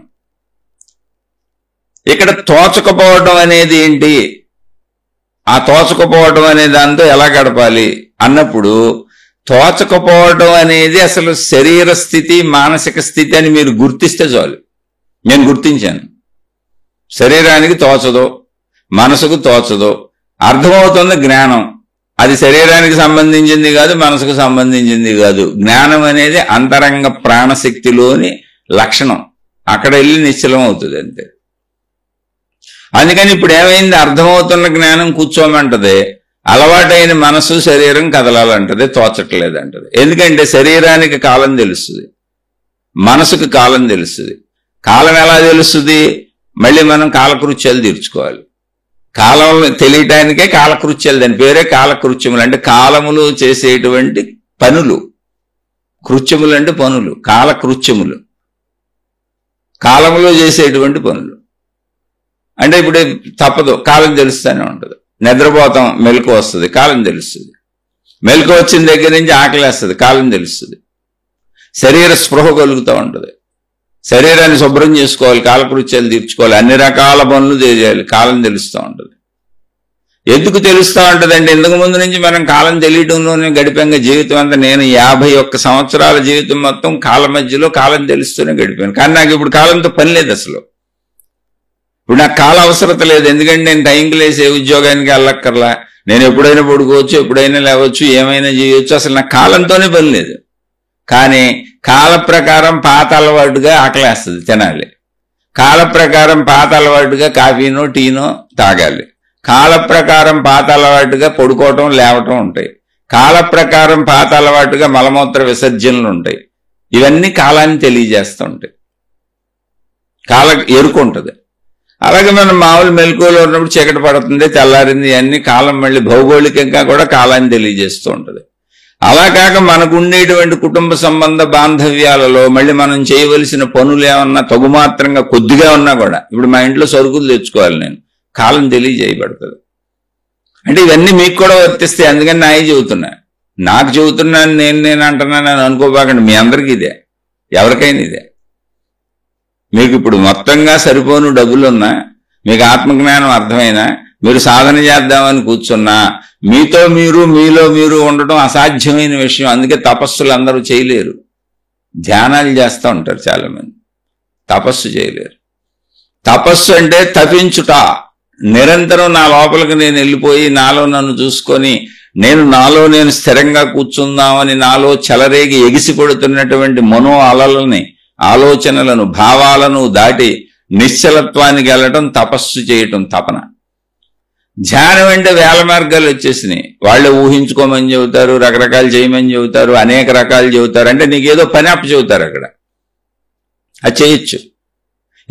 ఇంకా రకరకాల భక్తి మార్గాల్లో జపాలు చేసుకోవచ్చు, దైవనామాలు రాసుకోవచ్చు, లేదా పారాయణలు చేసుకోవచ్చు. ఇలాంటివన్నీ చేస్తుంటే టైం గడిచిపోయినట్టు ఉంటుంది.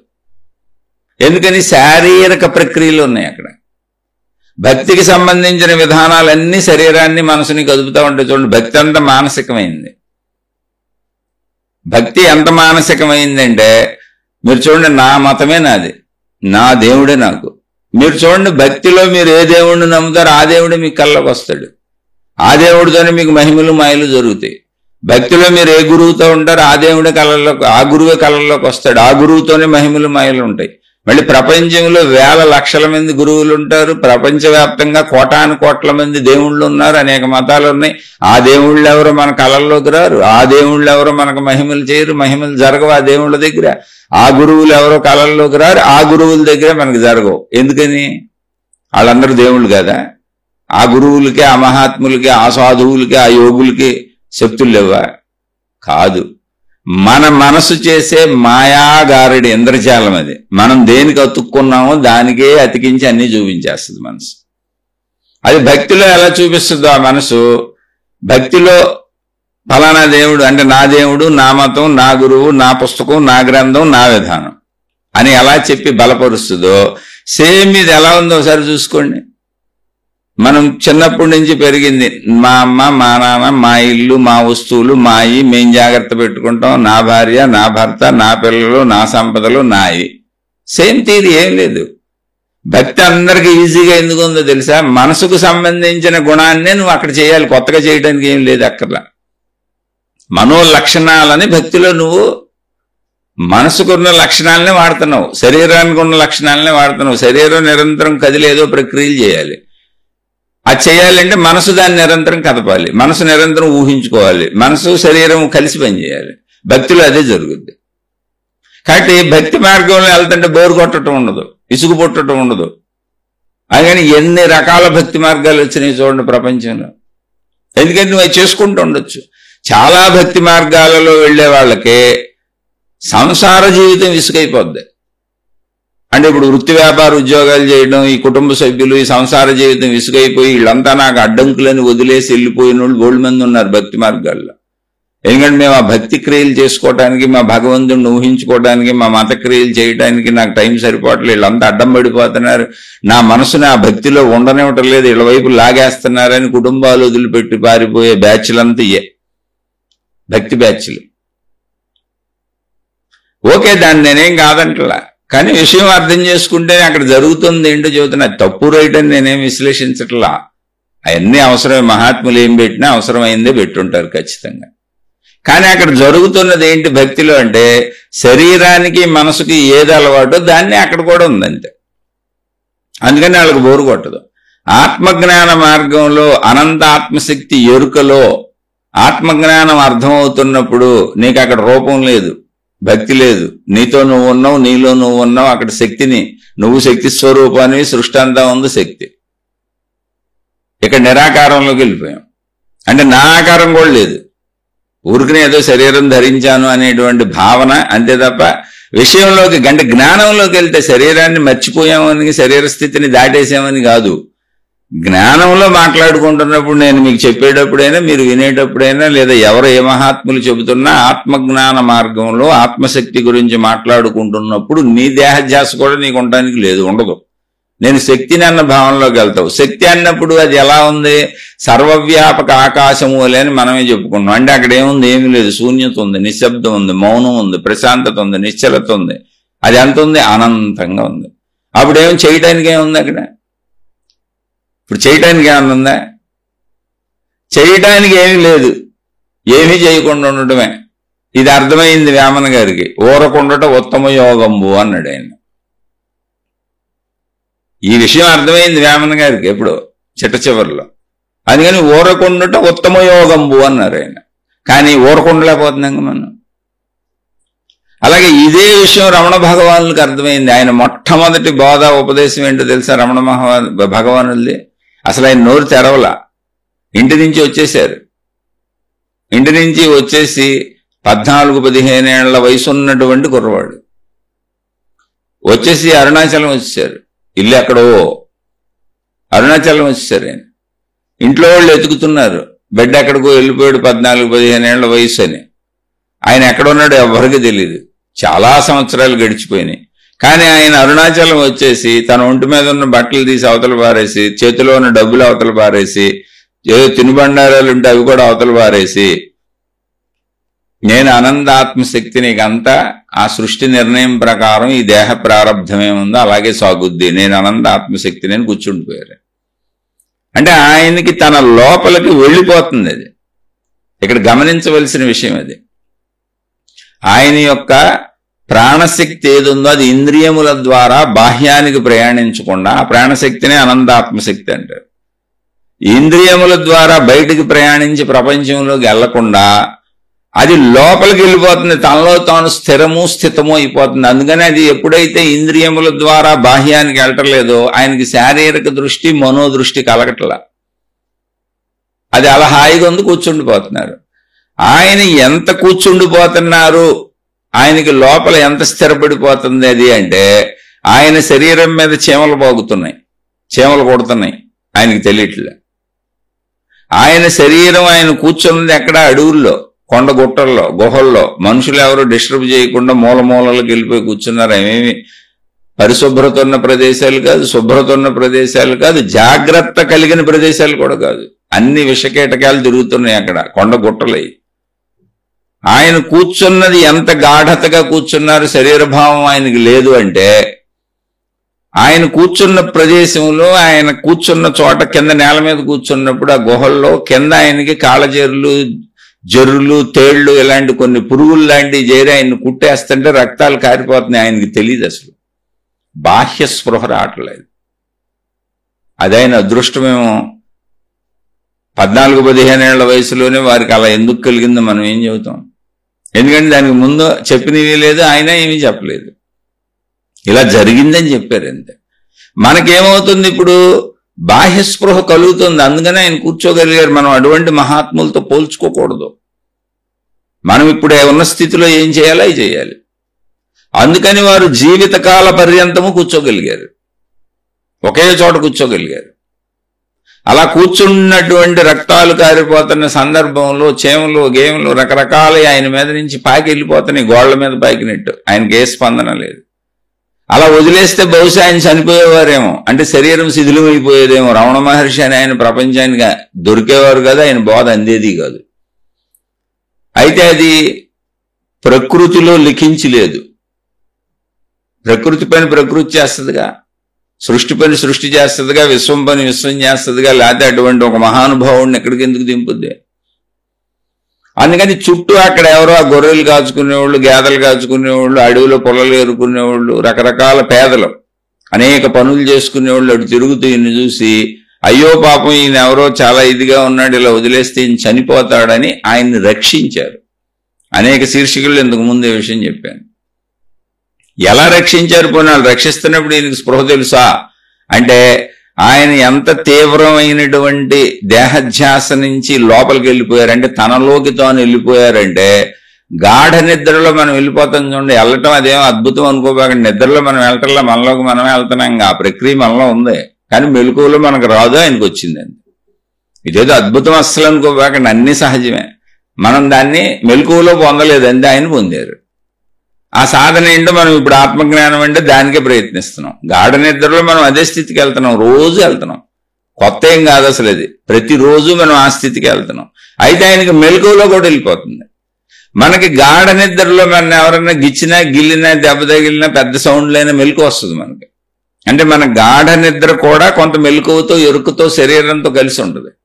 శరీరం అని నేనన్న భావన లేకపోయినా బాహ్యతతో కలిసి ఉంటుంది. పెద్ద శబ్దాలైనా లేచిపోతాం, మనకి ఏదన్నా గిల్లినా గిచ్చినా దెబ్బ తగిలినా లేచిపోతాం, ఎవరన్నా ఇంట్లో వాళ్ళు కదిలినట్టున్న మోతలైనా లేచిపోతాం. అంటే ఏంటి, కొంత బాహ్య ఎరుక నిద్రలో కూడా ఉంది మనకి. ఆయనకి ఎంత ఉందంటే అసలు ఆయన్ని ఏమన్నా కొడుతున్నా రక్తాలు కారిపోతున్నా ఆయనకి లేదు. అంటే గాఢ నిద్రాస్థితి కంటే ఇంకా గాఢంగా ఉంది ఆయనకి లోపల. అలానే అది నిద్రాస్థితి లాంటిదే, మనకు అది అనుభవమే. అది గొప్పది అనుకోబాకండి, మనం సాధించవచ్చు. గొప్పది అనుకోబాకండి అంటే తక్కువ చేయమని కాదు, మన వల్ల కాదు అనుకోకండి అని చెప్పడానికి అది చెబుతుంది. ఎవరైనా సాధించవచ్చు, దాన్ని సాధించవచ్చు అనడానికి ఆ మహనీయుడే నిదర్శనం. సాధించవచ్చు అని ఆయన చెప్పారు కూడా. అటువంటి స్థితిలో చుట్టూ ఉన్న వాళ్ళు కాపాడి ఆయన్ని తట్టి లేపి ఆయనకి భోజనం తినిపించి 2-3 రోజులకు ఒకసారి ఆయన భోజనం లేక సోద పడిపోయిన సందర్భాలు ఉన్నాయి. అలా ప్రకృతి ఆయన్ని అనేక మందిని ప్రోద్బలం చేసి బతికించింది. ఆయన అలా బతికించిన వాళ్ళందరూ కడుపేదలు, నిరుపేదలు, అడవుల్లో ఏదో పొలలో గెలలో ఏరుకోవడానికి వచ్చిన వాళ్ళు. ఇదంత ఆశ్చర్యం చూడండి. సరే, తరువాత కాలంలో ఆ స్థితిలోంచి ఆయన ఒక 11 సంవత్సరాలు 14 సంవత్సరాల తర్వాత ఆ స్థితిలోంచి ఆయన సంపూర్ణమైనటువంటి బాహ్య స్పృహలోకి వచ్చారు. ఎలా?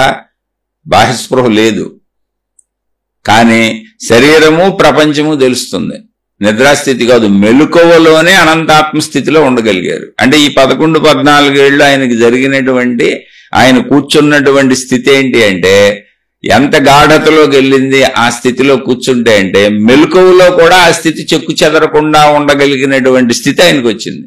ఇప్పుడు ఆయన ఏ పని చేస్తున్నా, తింటున్నా, తాగుతున్నా, తిరుగుతున్నా, పడుకున్నా, లేచినా, ఆయన నిద్రపోతున్నా, మెలకువలో ఉన్నా నేను అనంత ఆత్మశక్తిని, నేను అనంత ఆత్మస్వరూపుడను అన్న ఎరుక ఆయనకి చెక్కు చెదరటం లేదు అసలు. జస్ట్ ఊరికనే నాకు శరీరం ఉంది. అందుకని ఆయన జీవితకాల పర్యంతము తన శరీరాన్ని నేను అనలేదు, ఇది అని సంబోధించారు. నేను అన్నప్పుడు అసలు ఆయన నేనని పదమే వాడలేదు, అనంత ఆత్మశక్తిని అన్నారు. నువ్వెవరు అంటే నేను అనంత ఆత్మశక్తిని, మొత్తం సృష్టి అంతా ఉన్నది నేనే. ఇది అని శరీరాన్ని, తన శరీరాన్ని తాను ఇది అని చెప్పారు.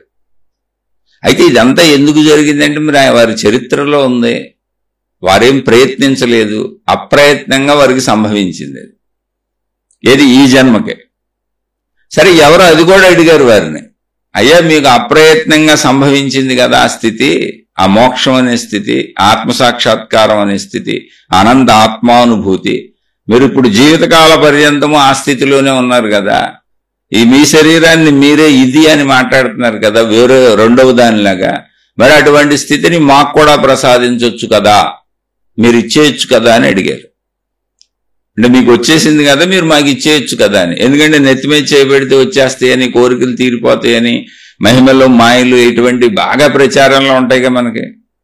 మనకు కూడా అవే ఇష్టంగా, కష్టపడకుండా ఎవరన్నా మన నెత్తిమీద చేయబెట్టి ఇచ్చేస్తే, కష్టపడకుండా ఎవరన్నా డబ్బులు ఇచ్చేస్తే, కష్టపడకుండా మన సమస్యలు తీర్చేస్తే, కష్టపడకుండా జీవితం సాగిపోతే, ఇదేగా అసలు మనం ఎక్కువ కోరుకునేది. కాబట్టి మన కోరికలు తగ్గ ప్రచారాలు కూడా ఉంటాయిగా. ఆ ప్రచారాలే మనం ప్రపంచవ్యాప్తంగా చూస్తున్నటువంటి అనేక రకమైనటువంటి ఆధ్యాత్మిక భక్తి దైవ విధానాలు.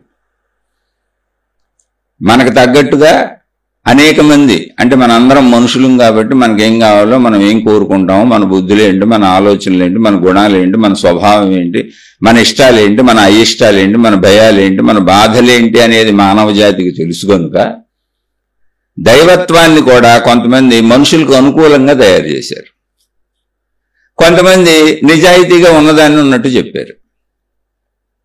ఇందులో మనుషులకు అనుకూలంగా తయారు చేయబడి మనుషుల్ని అట్రాక్ట్ చేయటానికి తయారు చేయబడినవి ఉన్నాయి. నీ అట్రాక్షన్తో నాకు పని లేదు, మిమ్మల్ని అట్రాక్ట్ చేయాల్సిన అవసరమే నాకు లేదు, నేను ఒక సత్యాన్ని తెలుసుకున్నాను, ఆ సత్యాన్ని ఉన్నదన్నట్టు చెబుతున్నాను అనేటువంటి విధానంలో తయారు చేయబడినటువంటి ఆత్మజ్ఞాన మార్గాలు ఉన్నాయి.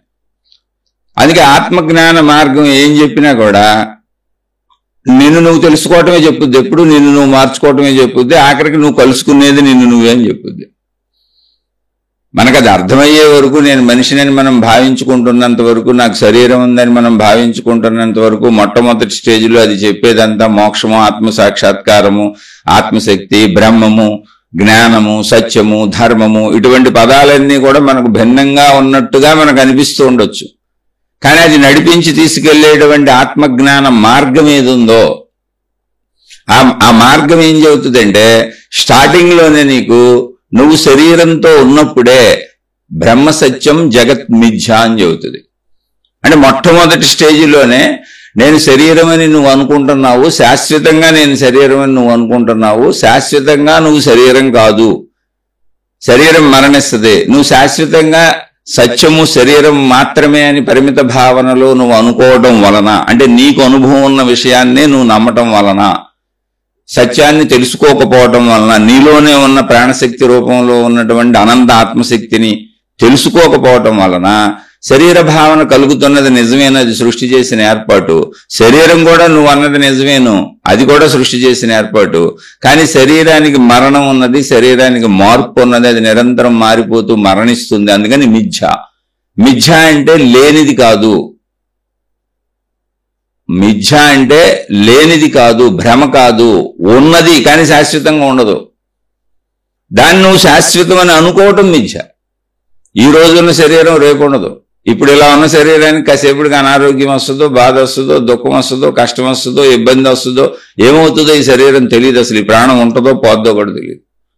మిథ్య అంటే అది. ఇప్పుడు ఉన్నది కరెక్టే, దాని గూర్చిన నీ శాశ్వత భావన మిథ్య, అంతే తప్ప శరీరం లేకపోవటం కాదు అని అక్కడి నుంచి మొదలుపెట్టి చెప్పుకొస్తుంది. చెప్పుకొచ్చేది ఏముంది, కరెక్టే కదా, శరీరం నిరంతరం మారిపోతుందని మనకు తెలుస్తూనే ఉందిగా.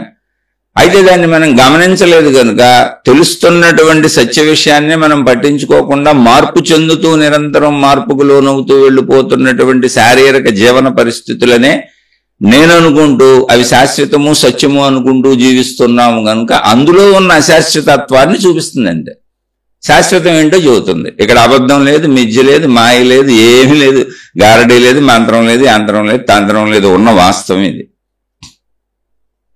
ఆత్మజ్ఞాన మార్గం చెప్పేది ఇంత బేసిక్ నుంచి. అలానే శరీరాన్ని వదిలేయమని పారేయమని అది ఎక్కడా చెప్పలా. శరీరం శాశ్వతమని నువ్వు అనుకుంటున్నావు, అలా జీవించేస్తున్నావు. మరణం ఉందని నీకు తెలిసిన, ఇంతకంటే ఇంకేం లేదనుకుంటున్నావు. కాదు, శరీరం నిరంతరం మారిపోతూ ఉంటుంది, అది మరణానికి వెళ్ళిపోద్ది, అయినా కూడా నువ్వు శాశ్వతంగా ఉంటావు. అలాంటి శక్తి ఒకటి శరీరంలో ఉండి శరీరాన్ని ఇప్పుడు కూడా నడిపిస్తున్నది అదే. ఈ శరీరం ఉండగా నువ్వు దాన్ని తెలుసుకోవచ్చు. అలా తెలుసుకోవాలంటే ముందు నువ్వు శరీరపరంగా ధర్మంగా జీవించడం నేర్చుకోవాలి, శరీరపరంగా మంచిగా జీవించడం నేర్చుకోవాలి అనేటువంటి తత్వాన్ని మన శరీరానికి సంబంధించినటువంటి, మనసుకు సంబంధించినటువంటి, బుద్ధికి సంబంధించినటువంటి, అంతరంగానికి సంబంధించినటువంటి మొత్తం విషయాలన్నింటినీ కూలంకషంగా ఎక్కడ ఏమీ వదలకుండా, నీకు ఎటువంటి సందేహం లేకుండా మొట్టమొదటి స్థితి నుంచి చిట్ట చివరి అనంత ఆత్మానుభూతి వరకు చెప్పుకుంటూ నిన్ను నడిపిస్తూ నీ సందేహాలన్నీ తీరుస్తూ తీసుకెళ్తుంది. ఇది ఆత్మజ్ఞాన మార్గము, ఇది ఆధ్యాత్మిక చదువు, ఆత్మజ్ఞాన చదువు. ప్రతి వ్యక్తికి సంబంధించిన స్వీయ చదువు. ఇక్కడ మహిమలు ఎందుకుంటే అసలు ఇక్కడ ఊహలో ఆలోచనలు, ఏయో భ్రమలో భ్రాంతులు, కల్పనలు, ఏదో జరిగిపోద్ది, అది జరిగిపోద్ది, ఇది జరిగిపోద్ది, రూపాయి పెట్టి లాటరీ టికెట్ కొంటే ₹1,00,000 వస్తాయి, 100 రూపాయలు పెట్టి లాటరీ టికెట్ కొంటే 10 లక్షలు వస్తాయి, ₹1,00,00,000 పెట్టి లాటరీ టికెట్ కొంటే 100 కోట్లు వస్తాయి. ఎందుకు జరుగుద్ది అలా? అసలు అలా ఏం ఉండదు. ఇక్కడ నువ్వు చేసింది ఏదో నీకు వస్తుంది, అంతే, సింపుల్. ఆత్మజ్ఞానం కర్మ సిద్ధాంతాన్ని కొట్టేయదు, కర్మ సిద్ధాంతాన్ని బలపరుస్తుంది. నువ్వే నీకు అన్ని చేసుకోవాలి. నీకు అవసరమైన శరీరం సృష్టి నిర్మించి ఇచ్చింది, దానికి అవసరమైన జ్ఞానం నీ లోపల కూర్చిపెట్టింది, మొత్తం నీకు అవసరమైన అన్ని చుట్టూ సమాజంలో ప్రపంచంలో పేర్చిపెట్టింది. అందులో కొన్నిటిని సహజంగానే అది నీకు అందించేస్తుంది. గాలి అదే అందించేస్తుంది, సూర్యరశ్మి అదే అందించేస్తుంది, అలా ప్రకృతి వనరులు కొన్ని అదే అందించేస్తుంది. కొన్ని నువ్వు ప్రయత్నించి తెచ్చుకోవాలి. ఆ ప్రయత్నించి తెచ్చుకునే వాటిలో నీకు కొంతవరకు స్వేచ్ఛ ఇవ్వబడింది. నువ్వేం తింటావు, నువ్వేం కట్టుకుంటావు, నువ్వు ఎలా ఉంటావు అని ఆ స్వేచ్ఛలో నువ్వు ఉండే విధానానికి కర్మ పనిచేస్తుంది. మళ్ళీ అది పనిచేస్తుందంటే ఎవరు కూర్చొని పని చేయించట్లా, నువ్వు చేసే దాన్ని బట్టే. నువ్వు ధర్మంగా ఉంటే నీ శరీరం అంతా ధర్మంగా ఉంటే ధర్మ రసాయనాలు ఉత్పత్తి అవుతాయి. నీ చుట్టూ ఉన్న వాళ్ళకి కూడా నువ్వు ధర్మాత్ముడివి, ధర్మాత్మురాలివి, మంచివాడివి, మంచిదానివి అని తెలుసు కనుక వాళ్ళు నీతో మంచిగా ఉంటారు. నీ శరీరంలో ఊరేటువంటి నిరంతరం విడుదలయ్యేటువంటి రసాయనాలు సరిగ్గా రిలీజ్ అయ్యి హాయిగా ఆనందంగా ఆరోగ్యంగా ఉంటావు, శారీరకంగా మానసికంగా. అలాగే సమాజంలో కూడా చక్కగా అందరితో మంచిగా ఉంటావు కాబట్టి సామాజికంగా బాగుంటావు, కుటుంబకంగా బాగుంటావు, ఎన్ని ఉన్నాయో అన్ని రకాలుగా బాగుంటావు. అందుకే దాన్ని ధర్మము అని చెప్పారు. ఎవరి ధర్మాలు వాళ్ళు చేయండి, ధర్మం తప్పకండి, ఎందుకంటే సృష్టి ధర్మం తప్పదు అని చెప్పారు. కాదు నువ్వు ధర్మం తప్పావు, అప్పుడు కర్మ సిద్ధాంతం మళ్ళీ నువ్వు చెడు చేసావు కనుక చెడు అనేది చెయ్యకూడదు అని చెప్పేటువంటి వ్యవస్థని సృష్టి నీ లోపల పెట్టింది కనుక అది జ్ఞానస్వరూపం కనుక ఆ జ్ఞానం నీకు చెడు చేయకూడదు తప్పని చెబుతుంది కనుక అయినా కోరికతో చెడు చేస్తున్నావు కనుక నీలోనే నీ శరీరంలోనే నీకు వ్యతిరేక రసాయనాలు ఉత్పత్తి అయ్యేలా పెట్టింది. ఒకటి మన శరీరంలో. రెండు, ఈ శరీరము మనసు భావాలేక నాకే తెలుసుగా నేను చెడు చేస్తున్నానని, అందుకని మనసు పాడైపోతుంది, రసాయనోత్పత్తి ద్వారా శరీరము పాడైపోతుంది. అవే శారీరక మానసిక అనారోగ్యాలు. నేను చెడ్డవాడిని, నేను చెడ్డదాని, నేను ప్రపంచం అంతా గుర్తించడం వలన, నా చుట్టూ ఉన్న వాళ్ళు ఎవరో నన్ను నమ్మకపోవడం వలన, నాతో వాళ్ళందరూ జాగ్రత్తగా ఉండటం వలన వాళ్ళు నాకు సహకరించరు, నన్ను ఇబ్బంది పెడతారు. నేను ఎవరెవరికి ఇబ్బంది కలిగించానో వాళ్ళందరూ నన్ను ఇబ్బంది పెట్టాలని ప్రయత్నిస్తారు. ఇలా కర్మ నా మీద విరుచుకు పడతా ఉంటుంది. ఇదంతా నేను చేసుకునేదే. ఈ సత్యాలను తెలియజేస్తూ బేసిక్ నుంచి నువ్వు ఎలా ఉండాలో చెప్పుకుంటూ వస్తుంది. అంటే శరీరం పరంగా ఎలా ఉండాలి, మనోపరంగా అంటే ఆలోచన పరంగా ఎలా ఉండాలి, బుద్ధిపరంగా ఎలా ఉండాలి, ప్రయత్నాలు చేసేటప్పుడు ఎలా ఉండాలి, అనుభవించేటప్పుడు ఎలా ఉండాలి, అన్నీ చెప్తుంది నీకు. ఆత్మజ్ఞానం ఏం వదలేదు, నువ్వు అనంత ఆత్మస్వరూపుడు అని ఒక్క మాటతో వదిలేదు. అసలు అక్కడ దాకా నువ్వు చేరాలి అంటే శరీరపరంగా నీ జీవన విధానం ఎలా ఉండాలి, నువ్వు నిండు నూరేళ్లు జీవించేటప్పుడు ఎలా జీవిస్తూ సమయాన్ని మిగిల్చుకొని నీ ప్రాణశక్తిని నువ్వు తెలుసుకోవాలో అవసరమైన సాధనలన్నీ చెబుతూ తీసుకెళ్తుంది. అంటే ఒక్క రకంగా చెబితే జీవితాన్ని సాధనామయంగా మలిచేస్తుంది. అది ఆత్మజ్ఞానం మొదటి స్టెప్ నుంచి. మొట్టమొదటి స్టెప్లోనే అది నిన్ను తలకిందులు చేసేస్తుంది. బ్రహ్మసత్యం జగత్ మిథ్య అని. ఎవరా బ్రహ్మసత్యం అంటే ఏంటి, జగత్ మిథ్య ఏంటి, ఇది కనపడేదంతా మిథ్య ఏంటి, నా శరీరం, నేను, ఈ ప్రపంచం ఇదంతా మిథ్య అంటది ఏంటబ్బా అనేటువంటి ఒక తలకిందులు అయిపోతావు నువ్వు. ఆ తలకిందులు అయినప్పుడు నీకు చెప్పడం మొదలు పెడుతుంది, బ్రహ్మం అంటే ఏమీ లేదు, మొత్తం సృష్టి మొత్తానికి కారణమైన అనంత ఆత్మశక్తి, అది నీలో ఉన్న ప్రాణశక్తి. అక్కడ ఏం పెద్ద అభూత కల్పనలు. మరి జగత్తు మిథ్య అంటే ఏంటంటే, మిథ్య అంటే నీ శరీరం ఎలా మారిపోతుందో, నీ శరీరం నిరంతరం ఎలా మార్పులకు లోనవుతుందో అలాగే సృష్టి మొత్తం మారిపోద్ది. సృష్టి మొత్తం ఇప్పుడు నువ్వు చూసేటువంటి మనుషులు కానీ, జంతువులు కానీ, చెట్లు కానీ ఏవైనా రూపాలు మారిపోతా ఉంటాయి, కొత్తవి వస్తూ ఉంటాయి. ఏది శాశ్వతంగా అలా స్థిరంగా ఉండిపోదు. అలా స్థిరంగా ఉండేది ఒక ఆత్మశక్తే. అది శక్తి, దానికి ఆత్మ అని పేరు పెట్టాము, దాన్నే బ్రహ్మము అంటున్నాము. అందుకనే బ్రహ్మసత్యం జగత్ మిథ్య అని చెప్పాము. మిథ్య అంటే మార్పు చెందుతూ ఉంటది, నిరంతరం మార్పులకు లోనవుతూ ఇప్పుడు కనపడేవి కనపడకుండా పోతాయి, కొత్తవి వస్తూ ఉంటాయి. అయితే ఎక్కడికి పోతాయి, ఎక్కడి నుంచి వచ్చినాయో అక్కడికే పోతాయి అంతే. ఏది శాశ్వతము అన్నప్పుడు దానికి బ్రహ్మము అని పేరు పెట్టారు, దాన్నే ఆత్మ అని పిలిచారు. అదే జ్ఞానము, అదే సత్యము. ఆ విషయం చెప్పుకుంటూ తీసుకెళ్తుంది. కాబట్టి ఇక్కడ ఎవరో కూడా మహిమలు మాయలు ఏదో నేను కష్టపడకుండా నాకు వచ్చేయాలనుకునే వాళ్ళు ఎవరు అసలు ఈ మార్గంలోకి రాలేరు, దీన్ని అర్థం చేసుకోలేరు, దీన్ని వినలేరు, విన్నా ఇందులో నడవలేరు. అందుకని కూడా మనకు తోచనట్టు అవుతుంది. అంతా ఎందుకు చెప్పానంటే, నాకేదో ఇప్పుడు శరీరపర భావన ఉంది, ఇది వింటున్నాను, కొంచెం అర్థమైనట్టు అనిపించింది, కానీ నాకేదో కష్టం వచ్చింది, మా అబ్బాయికి ఏదో కష్టం వచ్చింది, మా ఆవిడకి ఏదో కష్టం వచ్చింది, ఏదో ఇంట్లో లేకపోతే తోచుబాటు అవ్వట్లేదు, ఏదో జరగటం లేదు, ఏదో కష్టాలు బాధలు ఇబ్బందులు వస్తున్నాయి ప్రపంచంలో, ఇవన్నీ తీరిపోతే బాగుండు, ఎవరో తీర్చేస్తే బాగుండని మళ్ళీ శరీరం కోరుకుంటూ ఉంటుంది, మనసు కోరుకుంటూ ఉంటుంది. మనసుకి అంతే, ఎప్పుడు మనోశరీరాలు ఇలాగే ఉంటాయి. ఎందుకని నిరంతరం కోరిక. నా ప్రయత్నంతో అవ్వకపోతే ఎవరి ప్రయత్నంతో అన్న అవుద్దా, ఎవరైనా నా నెత్తిన దాన్ని తెచ్చి పడేస్తారా, ఎవరైనా నాకు అందించేస్తారా అని ఎదురు చూస్తూ ఉంటుంది. అదొక ఆశ. నిరంతరం ఆశాజీవులు మనం. ఆశ తప్పులేదు, నా అవసరాలకు ఆశ ఉండటం తప్పులేదు, కానీ అవి తీరనప్పుడు ఎవరో తీర్చేయాలని మహిమలు మాయలు, ఇక వాటికి రకరకాల గ్రహశాంతులు, దానాలు, జపాలు, తపాలు ఇటువైపు వెళ్ళిపోతుంటాం. వెళ్తే వెళ్ళండి, నేను అసలు తప్పు రైట్ అని చెప్పటల్లా. ఆత్మజ్ఞానం అనేది ఒక చదువులా ఒక్కొక్క స్టెప్ నేను తీసుకెళ్తుంది. అందులో ఎలాంటివి ఏమి ఉండవు. ఇవన్నీ ఎక్కడ ఉంటాయంటే నీకు ఆశ, అత్యాశ, దురాశ ఇవన్నీ పుట్టినప్పుడు నీకు తగ్గోళ్ళు వాటిని ఏర్పాటు చేశారు అంతే. మరి ఎక్కడికక్కడ గంతకు తగ్గ బొంతలు ఉంటాయిగా, మనకు తగ్గోళ్ళు మళ్ళీ తయారవుతారు అక్కడ మనం నడిపించడానికి. అందుకని ఈ వ్యవస్థలో ఒక విధానాలు తయారైపోయిన వ్యవస్థీకృతమైనటువంటి వ్యవస్థలో ఏది నిజం ఏది అబద్ధం నువ్వే తెలుసుకోవాలి. ఎలా తెలుసుకుంటావు? నీ లోపల అభిరుచులను బట్టే నువ్వు నిజానిజాలను నమ్ముతా ఉంటావు.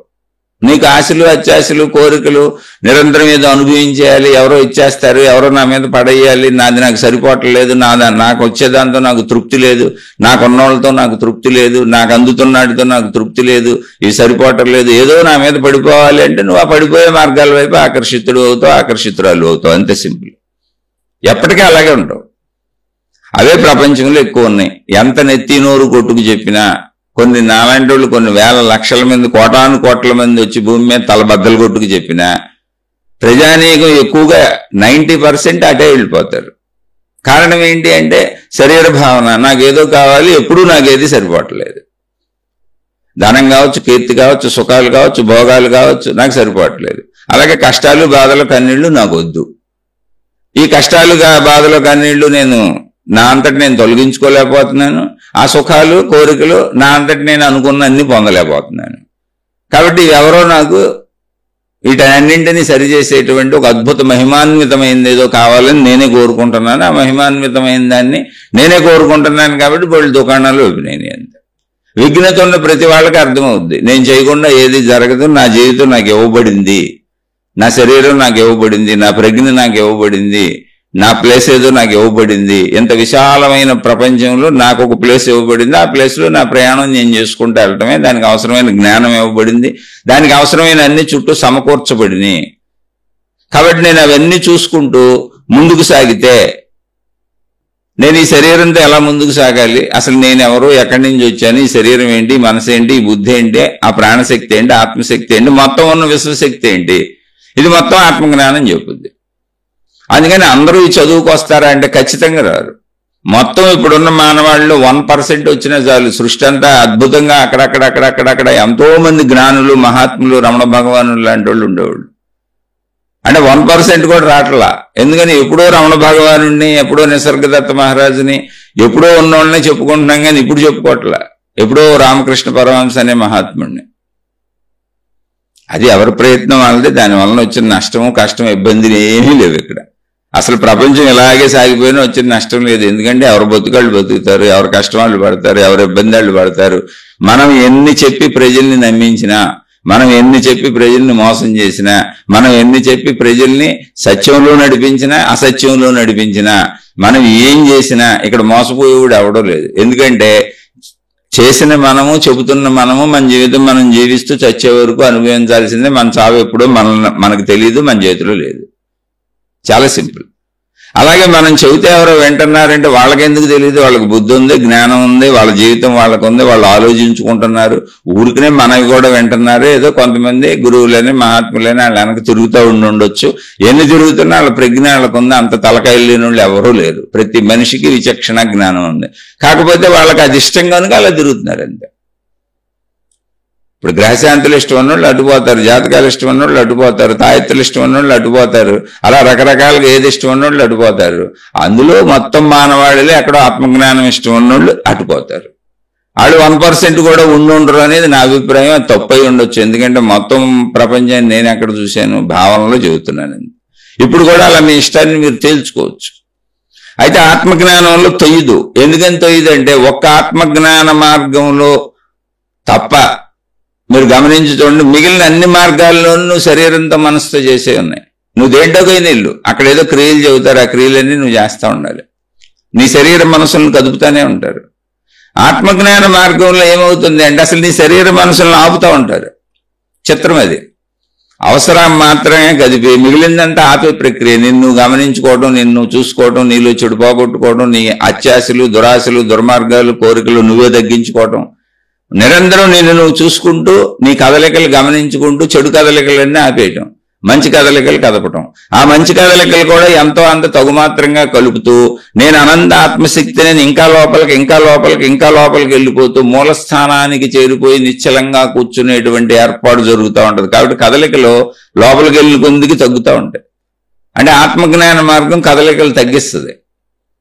మిగిలిన అన్ని మార్గాలు మీరు దేన్నైనా పరిశీలించి చూడండి, మీరు పరిశీలించుకోండి దేన్నైనా. అసలు నాకు ఒక ఆత్మజ్ఞాన మార్గం తప్ప దేన్నైనా పరిశీలించుకోండి, అన్నీ మీ శరీర మనసుల్ని కదుపుతూ ఉంటాయి. అందుకని ఇవి బాగుంటాయి. కాలక్షేపం అయిపోయినట్టు ఉంటుంది,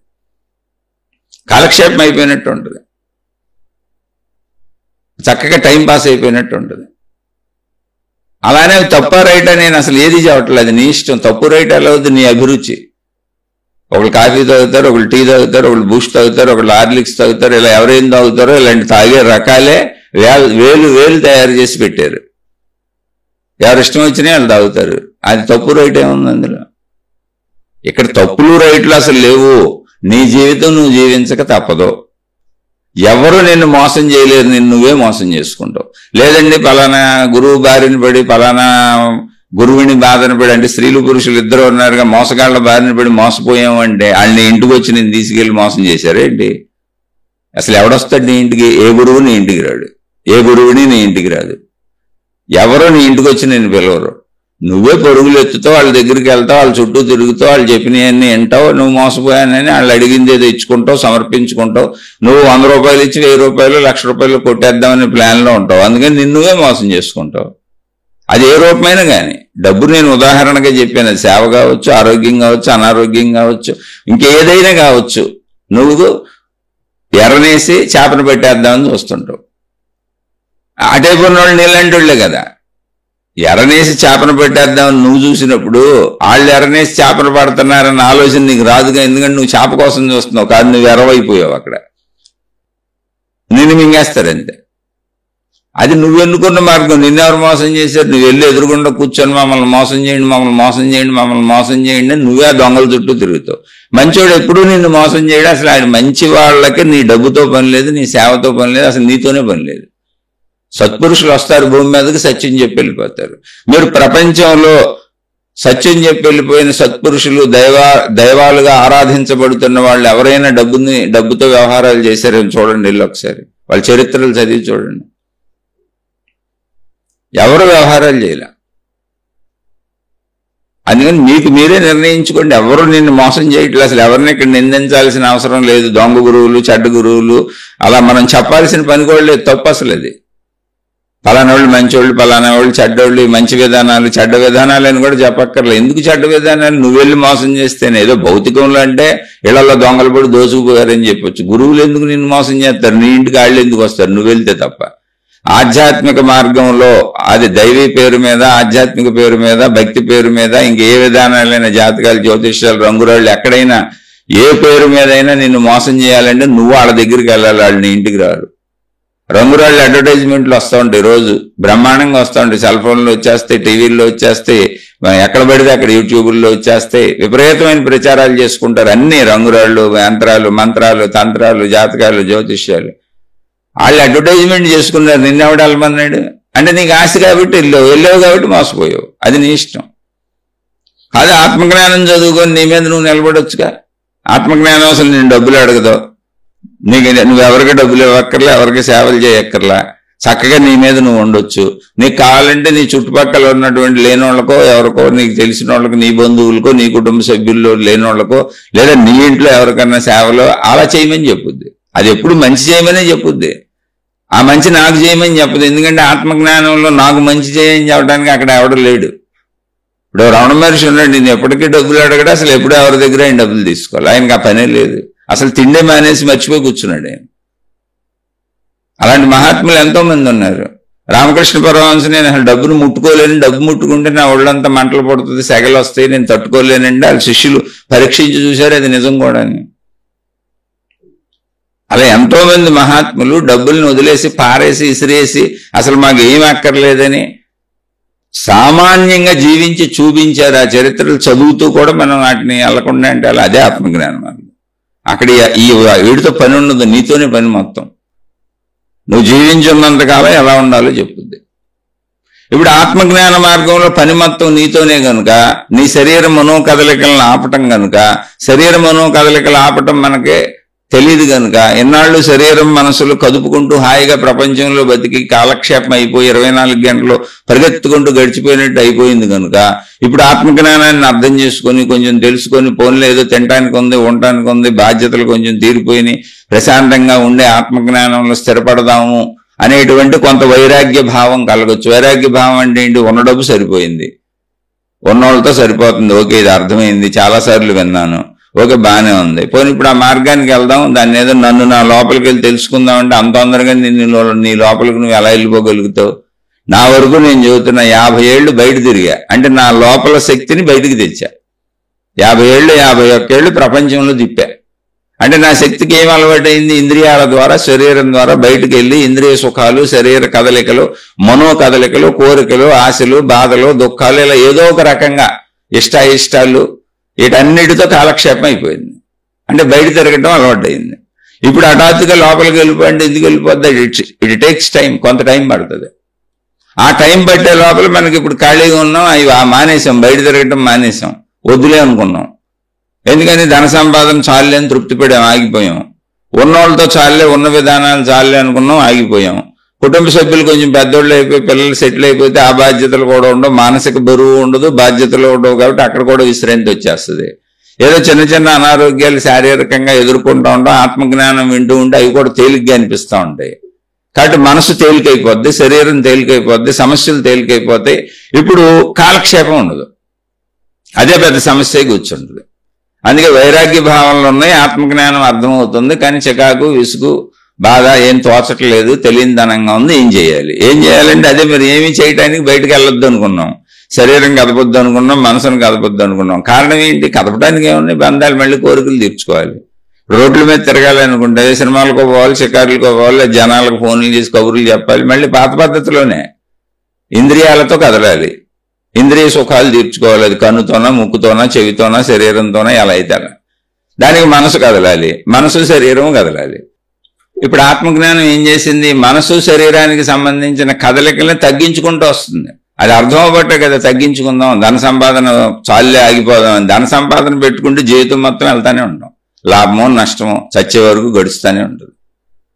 ఒక్క ధన సంపాదన పెట్టుకుంటే చాలు, ఇంకేం అక్కర్లేదు. కాదు ఇంకా దానికి తోడు 4 కోరికలు, గుర్తింపు, కీర్తి ప్రతిష్టలు ఇలాంటివి కూడా పెట్టుకున్నారు అనుకోండి, అసలు మీకు 1000 జన్మలు ఎత్తినా కూడా తీరుకుండదు, 1000 జన్మలు ఎత్తినా తీరుకుండదు. అలాగే రకరకాలు ఏదో ఒకటి. కాదు ఆత్మజ్ఞానం ఏం చెబుతుంది? నేను అనంత ఆత్మశక్తిని అని తెలుసుకొని చెబుతుంది. అలా లోపలికి వెళ్ళేటప్పుడు ఏమైంది? బయట అన్ని వదిలేసుకుంటూ వచ్చాం, శరీరం తగ్గించుకుంటూ వచ్చాం, మనసు తగ్గించుకుంటూ వచ్చాం, అవసరాలకు మాత్రమే స్పందించుకుంటూ వచ్చాం. అందులో కొంత ఆత్మజ్ఞానం అర్థం అవటం వల్ల మళ్ళీ సమస్యలు సులువైపోయినాయి. సమస్యలను వదిలేయటం మనసు నేర్చుకుంది, కొంత ప్రశాంతత వచ్చేస్తుంది. ఎంతో కొంత పెద్ద పెద్ద విషయాలు అయితే తప్ప చిన్న చిన్నవి కదపకుండా ప్రశాంతత వచ్చేస్తుంది. ఇప్పుడు ఏం చేయాలి? ఖాళీగా ఉన్నాను అనిపిస్తుంది, తోచట్లేదు అనిపిస్తుంది. కాదు, ఇక్కడే స్థిత ప్రజ్ఞత కావాలి. తోచపోవటం ఏంటి? నేను అనంతాత్మశక్తి నేను అనుకుంటూ కూర్చో. తోచనట్టుగా ఉంటుంది, నాకు కూడా ఉంటుంది. చెబుతున్నా, నేను కూడా రాత్రి నిద్రలో మెలకు వచ్చినా కూడా ఏమంటే గుర్తు చేసుకోండి. ఎందుకంటే మనసులో ఇంకా దూరలేదు. మనసులో మెలకువలో చెప్పుకుంటున్నాం, మెలకువలో వింటున్నాం, మెలకువలో మాట్లాడుకుంటున్నాం, కానీ అంతరంగంలో దూరిపోవాలా. అందుకని రాత్రి నిద్రలో మెలకు వచ్చినా ఆ మెలకు వచ్చినప్పుడు చెప్పుకుంటా, నేను అనంత ఆత్మశక్తిని, నేను అనంత ఆత్మశక్తిని అనుకో. ఓ మంత్రజపం చేసినట్టు అనుకో, ఓ నామజపం చేసినట్టు అనుకో, భక్తి మార్గాల్లో ఏర్పరిచిన విధానాలన్నీ ఇక్కడ పాటించుకో, ఏముంది అందులో? లేదా ఈ ప్రశాంతత ఇలాగే ఉంటుంది, ఇది ఇలాగే ఉంటుంది, కొంత టైం పడుతుంది లోపలికి వెళ్ళటానికి, కానీ నిన్ను గమనించుకుంటూ చూసుకుంటూ కూర్చో. లేదు నీ ఇంట్లో నిన్ను బంధించినటువంటి వ్యవహారాలు, కార్యాలు చేసుకో. ఏదైనా చదువుకో, ఆత్మజ్ఞాన పుస్తకాలు చదువుకో, ఆత్మజ్ఞాన మార్గ బోధలు విను, ఎన్నో ఉన్నాయి. ఎందుకు విసుగు కలుగుద్ది? అసలు విసుగు తోచంతనం ఎందుకు వస్తుంది అంటే మనం దాన్ని గడపట్లు వినలేకపోతున్నాం. ఇప్పుడు ఏదో 1-2 గంటలు విన్నాక ఇసుగు పడుతుంది, ఎనబుద్ధి వేయట్లేదండి. జ్ఞానాసక్తి కూడా మనకి సంపూర్ణంగా లేదు, అది ఉందని అనుకుంటున్నాం. అలానే ఆ స్థితి కలగదాని బాగా నాకు కూడా కలుగుతుంది. నేను కలిగినప్పుడు దానికి ప్రత్యామ్నాయం ఏదో చేసుకుంటాను. మళ్ళీ నన్ను ప్రపంచంలో శరీరంతో మనసుతో నేను బంధించుకోకుండా ఏం చేసుకోవచ్చో అవి చేసుకుంటాను. అలానే మినిమం కుటుంబ బాధ్యతలు నాకున్నాయి, నాకు ఇంకా పూర్తి అవ్వలా. నాకు డబ్బు కూడా చాలా తక్కువగా ఉంది, నాకు పూర్తిగా డబ్బు సరిపోయే విధంగా కూడా లేదు. కాబట్టి కొంత కుటుంబ బాధ్యతలు ఉన్నాయి, కుటుంబ పనులు ఉన్నాయి. మళ్ళీ కొంత మీతో ఇలా చెప్పుకుంటున్నాను, కొంత సమయం ఇలా గడుస్తుంది, కొంత సమయం నాకు తోచినట్టు గడుపుకుంటున్నాను. ఎందుకంటే మార్గం ఏం లేదు. దానికోసం నువ్వు తప్పించాలి అంటే, ఆ తపస్సు చేయాలంటే ఇదే విధానం. లేదు నాకు ఖాళీగా ఉంది, తోచట్లేదంటే మళ్ళీ దేంట్లోనే ఇరుక్కుపోవాలి బయటికి వెళ్ళి. అంతే. అది డబ్బులో ఇరుక్కుపోతావా, కీర్తి ప్రతిష్టల్లో ఇరుక్కుపోతావా, కోరికల్లో ఇరుక్కుపోతావా, చూడటంలో ఇరుక్కుపోతావా, వినటంలో ఇరుక్కుపోతావా, నీ ఇష్టం. కాదు, అదే చూడటం, అదే వినటం, అవన్నీ ఆత్మజ్ఞానం చేయొచ్చు. మనం చచ్చే వరకు వింటానే ఉండొచ్చు. అన్ని చెప్పారు మహాత్ములు. ఎన్నో ఆత్మజ్ఞాన గ్రంథాలు ఉన్నాయి. అయితే మనకేమనిపిస్తుంది అంటే, 4 వినగానే నాకు అన్నీ తెలిసిపోయినాయి అనిపిస్తుంది. అదే మనకు వచ్చిన పెద్ద డ్రాబ్యాక్. జస్ట్ 4 విని అర్థమైతే నాకు అన్నీ తెలిసిపోయినాయి, నాకు అంతా వచ్చేసింది, వినక్కర్లేదు అనిపిస్తుంది. నీకు తోచకపోతే, నీలో నువ్వు ఉండలేకపోతే అర్థం ఏంటి? ఇంకా నువ్వు వినాలి అని, ఇంకా నువ్వు చదవాలి అని, ఇంకా నువ్వు తెలుసుకోవాలి అని. అది తోచటం లేదు, నాకు ఖాళీ సమయం మిగిలిపోయింది, ఏం చేయాలో తోచటం లేదు అంటేనే అర్థం ఏంటి అంటే, తోచుబాటు అయ్యే వరకు, తోచటం లేదనే భావం పోయే వరకు వింటూనే ఉండాలి, అంటూనే ఉండాలి, తెలుసుకుంటూనే ఉండాలి, దాన్ని చదువుకుంటానే ఉండాలి. ఎలా కుదిరితే అలా దాని వైపే వెళుతూ ఉండాలి, దానిలోనే ప్రయాణిస్తూ ఉండాలి. కూర్చోగలిగితే నీ లోపలికి వెళ్ళు.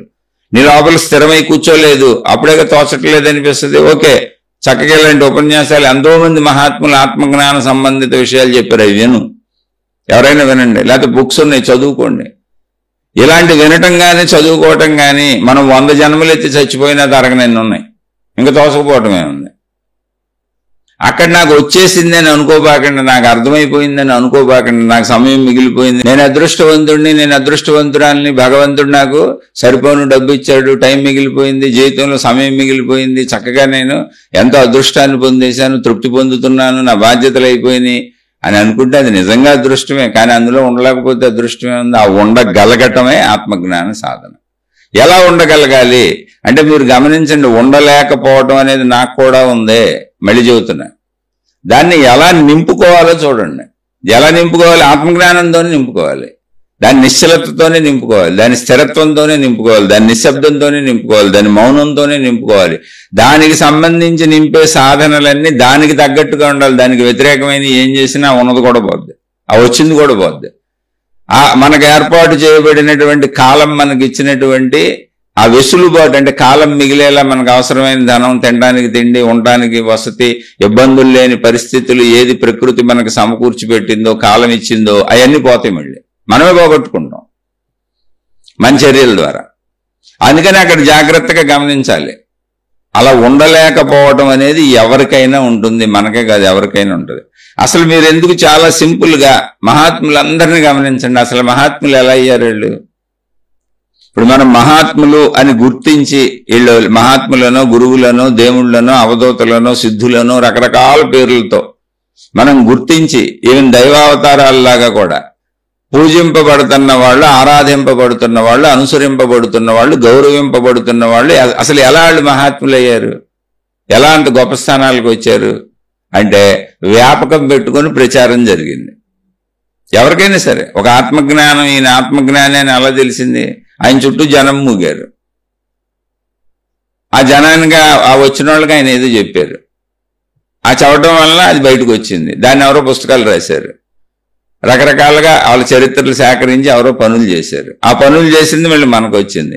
ఇప్పుడు ఆ చుట్టూ మోగటం, ఆ అడిగిన వాళ్ళకి చదవటం, మళ్ళీ ఈ పుస్తకాలు రాయటం, అన్ని ప్రజల్లో ఇవన్నీ శారీరక మానసిక ప్రక్రియలేక మళ్ళీ అది జ్ఞానపరమైన కూడా. మీరు ఎలా ఎవరైనా సరే వెలుగులోకి వచ్చి వీళ్ళు మహాత్ములు, వీళ్ళు గొప్పవాళ్ళు, వీళ్ళు దైవాంశ సంభూతులు, దైవత్వం కలిగిన వాళ్ళు, లేదా దేవుళ్ళు అని మనం భావించుకుంటూ, అంటే మానవ శరీరం ధరించిన వాళ్ళు ఎవరైనా కూడా ఇలాగే జన సంపర్కంలో ఉంటేనే అలా జరిగింది. అయితే ఆ జన సంపర్కంలో వాళ్ళు ఏం చేశారు? వాళ్ళ విధానాల్లో ప్రశాంతి. ఇప్పుడు రమణ మహర్షి ఉన్నారు, ప్రశాంతంగా కూర్చున్నారు. ఆయన అంటే ఎప్పుడూ ఆయనకు తోస్తే అడిగింది చెప్పారు. చిట్ట చివరి రోజు వరకు ఆయన దగ్గర బోల్డ్ మంది జనం ఉన్నారు. అది జనం మూగారు. అలా అని జనం మోగటానికి ముందు అసలు ఆయన నిశ్చలంగా, నిర్మలంగా 11 నుంచి 14 ఏళ్ల పాటు సుదీర్ఘ మౌనంలో లోపల అంతరంగంలో ఉండిపోయారు. అసలు అప్పుడు ప్రజలు బ్రతికించకపోతే ఆయన ఉండేవారు కాదు అసలు. అప్పుడు ఆయనకు ఒక స్థితి వచ్చేసింది. ఏంటి అంటే మెలకువలో కూడా ప్రజల మధ్య, సమాజంలో, జగత్తులో ఉండి కూడా ఆత్మ ఎరుకులో ఉండగలిగిన స్థితి వచ్చేసింది.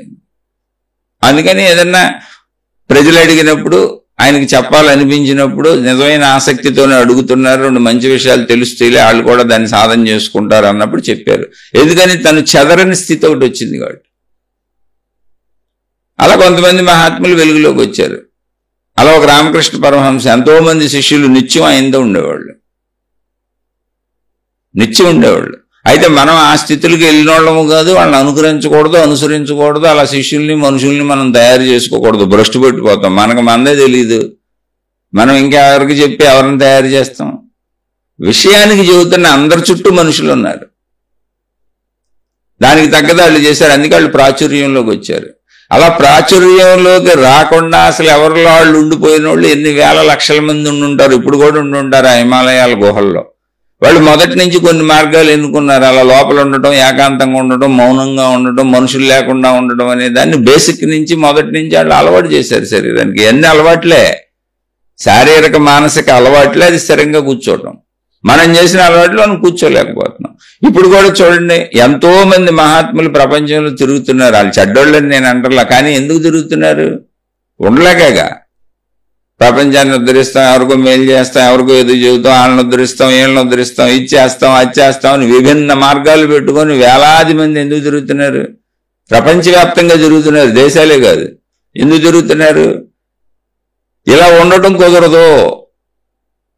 ఎవరో అలా తమలో తాము ఉండిపోలేరు, ఉండలేకే తిరుగుతున్నారు. అందులో కొంతమంది ఒకవేళ అలా ఉండగలిగి, అలా తిరగగలిగిన సామర్థ్యం రమణ మహర్షిలాగా వచ్చిన వాళ్ళు ఉన్నారేమో నాకు తెలియదు. నేను ఎవరిని విమర్శించట్లా. కానీ అందరూ కాలక్షేపం పెట్టుకున్నారు, అదైతే చూడండి, మీరు గమనించి చూడండి. అయితే ఆ కాలక్షేపం వాళ్ళకి సరిపోయింది, వాళ్ళు గొప్పోళ్ళు అవడానికి, వాళ్ళు మహాత్ములు అవడానికి వాళ్ళకి ఆ స్థాయి ఉందా, అయ్యారు. మన పోటీ వాళ్ళు ఏం చేయగలం, మన వల్ల ఇది కాదు, మనం అసలు సామాన్య స్థితిలో మనమే ఉద్ధరించుకోలేదుగా. ఇదంతా ఎందుకు చెబుతున్నాను మీకంటే ఒకసారి గమనించండి. అలా ఎవరి కాళ్ళు తమలో తాము ఉండిపోలేకపోతున్నారు. అది ఎక్కడి నుంచైనా జరుగుతుంది. మహాత్ముల స్థితి నుంచి కూడా సమూహాలు, మార్గాలు, మతాలు, విధానాలు, పద్ధతులు నిరంతరం తిరగటం అనే వ్యాపకాలు పెట్టుకొని అలా తిరిగే శిష్యుల్ని లక్షల కోట్ల మందిని మళ్ళీ తయారు చేస్తున్నారు. ఈ తిరగటమే కరెక్ట్, తిరగండి అని. ఎందుకని శరీర మనో కదలికలు ఈజీ మనుషులకి, అది మనిషికి అలవాటు అయిపోయింది. నేను శరీరం అన్న భావన, నేను మనసు అన్న భావన, ఈ రెండు కలిసి కదులుతూ ఉంటే అది భక్తి అయినా, ఆధ్యాత్మికమైన, భౌతికమైన, సొంత విషయాలైనా, దేవుడి విషయాలైనా అన్నీ ఒకటే, విధానం ఒకటే. అక్కడ కదిలేది శరీరం, మనసు, ఏ విధానమైనా ఒకటే. శరీరానికి మనసుకి విధానం ఒకటే. నువ్వు దేవుడిదని కదులుతావా, నీ సొంతదని కదులుతావా, మంచి అని కదులుతావా, చెడు అని కదులుతావా. కానీ కదలిక, ఆత్మజ్ఞాన మార్గం అది కాదు, కదలికలు ఆపుద్ది, కదలికలు ఆగిపోద్ది. అందుకే ఆత్మజ్ఞాన మహానుభావుల్ని ఎవరిని చూసినా మీరు జీవించారు తప్ప, వాళ్ళు కూర్చున్న ప్రదేశంలో కూర్చున్నారు తప్ప వాళ్ళు ఏం చేయలేదు. అసలు ఏ సంబంధ బాంధవ్యాలు ఉండవు చూడండి. వాళ్ళు ఏం పెట్టలేదు, అసలు విధానాలే పెట్టలేదు, పద్ధతులే పెట్టలేదు. జస్ట్ ఊరుకునే ఏదో నామమాత్రంగా 2 మాటలు చెప్పారు, ఆత్మజ్ఞాన సంబంధిత మాటలు, నువ్వు తెలుసుకో, నీతో నువ్వు ఉండు అని. వాళ్ళ పేరు మీద మనుషులు తయారు చేసుకొని ఉండొచ్చు. ఇప్పుడు రమణాశ్రమం అంటే రమణ మహర్షి అసలు ఆయనకేం సంబంధం లేదు, ఆయనకి అడ్డెచ్చలేదు, చుట్టూ జనం తయారు చేశారు అంతే. ఆయన చరిత్ర చదివితే అన్నీ మీకు అర్థమవుతాయి. అందుకని ఆత్మజ్ఞాన మార్గం అంటే కదలికలు ఆగటం, కదలికలు తగ్గటం. ఒక స్థితిలో అనంత ఆత్మశక్తిని నేనే అన్నప్పుడు, సర్వవ్యాపక స్థితిగా ఉన్నప్పుడు, మొత్తం నువ్వే ఉన్నప్పుడు ఎక్కడ కదులుతావు అసలు నువ్వు, ఎలా కదులుతావు అసలు నువ్వు? అంటే కదలని స్థితికి వెళ్ళిపోతున్నాం మనం. అదే ఆత్మానుభూతి. ఎప్పటికీ నిశ్చలంగా ఉండేటువంటి ఒక స్థిరమైన స్థితికి వెళ్ళిపోతున్నాం. శాశ్వతమైన, స్థిరమైన, సత్యమైన, అనంతమైన, సంపూర్ణమైనటువంటి జ్ఞానానుభవం కలిగినటువంటి నిరంతర సచ్చిదానందమైనటువంటి నిశ్చల స్థితికి వెళ్ళిపోతున్నాం. ఎక్కడి నుంచి? చలన స్థితి నుంచి, పరిమితి స్థితి నుంచి.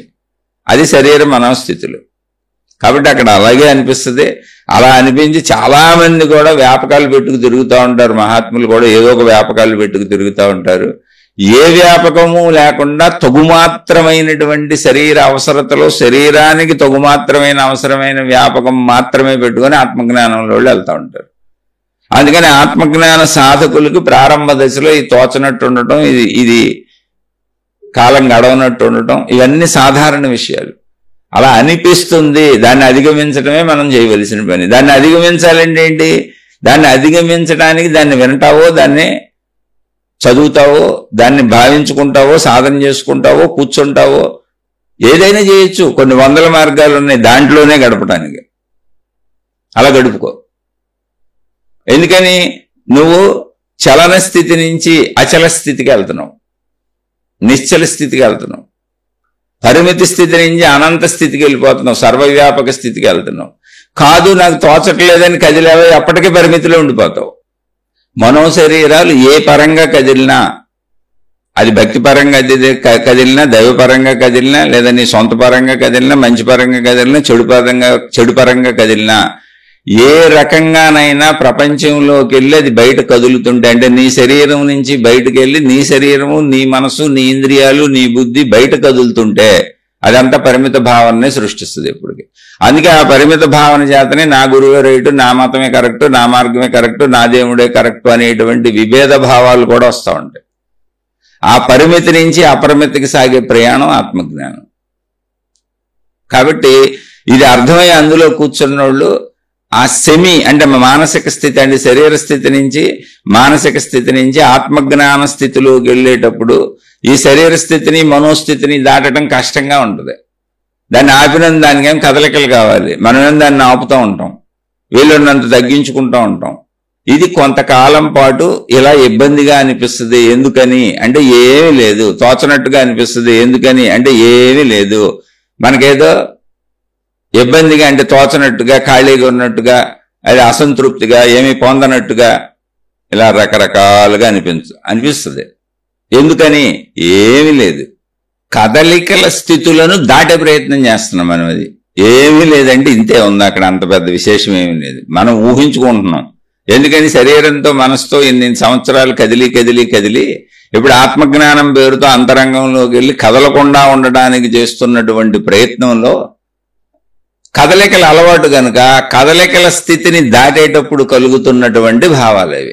శరీరాన్ని దాటి మనసును దాటి లోపలికి వెళ్ళి శరీర మనసులను అత్యధికంగా కదిపేయకుండా ఉన్న అవసరాలు తీర్చుకొని నన్ను నేను చూసుకుంటూ నా లోపలికి నేను వెళ్తూ నా అనంత ఆత్మశక్తిని నా ప్రాణశక్తిని తెలుసుకునే ప్రయత్నంలో విషయాలను అర్థం చేసుకుంటూ అలానే సంపూర్ణంగా ప్రాణశక్తిలో ఆత్మశక్తిలో లీనమైపోయి అందులోనే కూర్చుండిపోయే స్థితి రాలేదు కనుక శారీరక మానసిక స్థితుల్లోనే ఉన్నాను కనుక వీటిని దాటి వెళ్ళాలి కనుక ఆ రెండు కదలికలకు సంబంధించినవి కనుక అలా తోచనట్టుగా అనిపిస్తుంది, ఏమి పొందనట్టుగా అనిపిస్తుంది, ఒక నిస్పృహగా నిరాశగా వైరాగ్యంగా అనిపిస్తుంది. ఇంతకుముందు ఒక సోదరుడు అడిగాడు ఇలాగే, సాధనల్లో అసలు నాది నిరాశ వైరాగ్యమో నాకు తెలియటం లేదు, తెలియజెప్పండి అంటే అదొక శీర్షిక చెప్పాను, నిరాశ వైరాగ్యం అని. అలా అనిపిస్తుంది. ఆ స్థితులన్నీ దాటుకుంటూ వెళ్తూ ఉంటాం. మనకు తెలియదేంటి, అలా అనిపిస్తుంది. అనిపించడం నిజం. అలా అనిపించిన చోట్ల చాలా మంది వ్యాపకాలు పెట్టుకున్నారు. ఇప్పుడున్న మహాత్ములు అందరి గురించి చెప్పాను. అసలు వీళ్ళు మహాత్ములు అని తెలియబడ్డ ప్రతి వాళ్ళు ఏదో ఒక వ్యాపకంలో ఎవరొకరితో ఉంటేనే తెలియబడ్డారు, లేకపోతే ఎలా తెలియబడతారు అసలు మనకి? అలానే వాళ్ళు తప్పు రైట్ అంటారా? ఆత్మజ్ఞాన మార్గంలో ఉన్న మహాత్ములు కదలలేదు చూడండి, ఉన్న చోట ఉన్నారు. చాలా తక్కువ కదలికలు, శారీరక మానసిక అనుభవాలు కానీ అనుభూతులు కానీ వాళ్ళు డబ్బులు పోగేసుకోవటం కానీ ఏదో చేయటం కానీ ఏం చేయలేడు. చుట్టూ ఉన్నటువంటి సమూహం చేశారు వాళ్ళని ప్రచారం. అందుకని చక్కగా మీరున్న స్థితిలో మీరు ఉండండి. అలా అనిపిస్తుంది. అనిపించేది ఒక స్థితి, అది కూడా దాటుతాం. అలా నాకు కూడా అనిపిస్తుంది. ఎందుకు అనిపిస్తుంది? ఎవరికైనా అనిపిస్తుంది. ఎందుకని? శరీరం ఉంది మనకి, మనసు ఉంది మనకి, దాంతోనే జీవించాలి. దాంతోనే మళ్ళీ నేను ఆత్మనని తెలుసుకోవాలి లోపలికి వెళ్ళి. ఈ విషయం తెలుసు కనుకనే మహాత్ములు చక్కగా చెప్పారు, మనయేవ మనుష్యానాం కారణం బంధమోక్షయో అని. మానవునికి మోక్షమునకు గాని బంధమునకు గాని అతని మనసే కారణమని, ఆమె మనసే కారణమని. ఇప్పుడు నువ్వు మోక్షానికి వెళ్ళాలని మనసుతోనే వెళ్ళాలి. మనం తెలుసుకోవడం అన్నీ మనసులోనే ఉంటాయి. లోపలికి వెళ్ళి లోపల సాధనలు చేసుకోవాలన్నా మెమరీ మనసులోనే ఉంటుంది. కాదు బయటకు వెళ్ళి బయట తిరగాలన్నా ఆ మెమరీ మనసులోనే ఉంటుంది. బయటికి సంబంధించిన జ్ఞానము మనసే, లోపలికి సంబంధించిన జ్ఞానము మనసే. ఇది శరీర మనస్సులతోనే మన ప్రాణశక్తిని తెలుసుకోవాలి. అందుకని మనయేవ మనుష్యానాం కారణం బంధ మోక్షయోహం. ఇప్పుడు మనం మోక్షం వైపు అంటే మన లోపలికి వెళ్ళి మన ప్రాణశక్తిని తెలుసుకునే వైపు చేస్తున్న ప్రయాణంలో సహజంగా కదలికలు తగ్గుతాయిగా. నా లోపలికి వెళ్ళాలంటే నేనేం చేయాలి? శరీరాన్ని ఆపేయాలిగా, కళ్ళు మూసుకోవాలిగా, ఇంద్రియాలను ఆపేయాలిగా, సహజంగా తగ్గుతాయి. అలాగే ఇది ఎప్పుడు నాకు అలవాటై ఆత్మజ్ఞానం వింటం మొదలు పెట్టాను, ధనకాంక్ష, కీర్తికాంక్ష, మిగిలిన కోరికల కాంక్షలు సహజంగా తగ్గుతాయి. న్యాచురల్గా ఆసక్తి రాగానే తగ్గుతాయి. తోచనట్టు అయిపోద్ది, కాలం మిగిలిపోద్ది, కాలం బోల్డ్ మిగిలిపోద్ది. ఆ మిగిలిపోయే కాలాన్ని ప్రకృతి ఏర్పాటు చేస్తుంది. అదొక అద్భుతం, అదొక అవకాశం. ప్రకృతి మనకు ఆ బుద్ధిని ఆ కాలాన్ని ఇవ్వటం, మనకి ఆత్మజ్ఞానం మీద ఉన్న ఆసక్తిని గమనించి ప్రకృతి చేసిన ఏర్పాటు.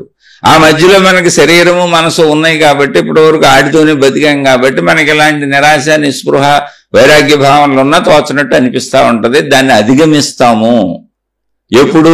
ఈ శరీర మనస్సుల్ని దాటి అనంతాత్మశక్తి ఎరుకలోకి అంత లోతుల్లోకి వెళ్తుంటే ఈ భావన అంత తగ్గుతూ ఉంటుంది. దాన్ని అధిగమించలేకే నాకు ఆ భావన కుదరకే నేను అందులో కూర్చోలేక మీకు ఈ శీర్షికలు చెబుతూ ఇది పంచుకుంటున్నాను, కాలక్షేపం చేస్తున్నానని చెబుతున్నాను. అలాంటి కాలక్షేపం మీద పెట్టుకోండి మీరు కూడా. చెప్పగలిగిన వాళ్ళు చెప్పండి, చెప్పలేరు ఓకే, వినగలిగిన వాళ్ళు వినండి, చదవగలిగిన వాళ్ళు చదువుకోండి. 100 జన్మలు ఎత్తినా వినొచ్చు, చదవచ్చు అని సరిపోయేంత ఒట్టి ఆత్మజ్ఞాన విషయాలే ఉన్నాయి. మళ్ళీ వేరే వేరే అక్కర్లా, మీ లోపలికి మిమ్మల్ని పంపేయే ఉన్నాయి.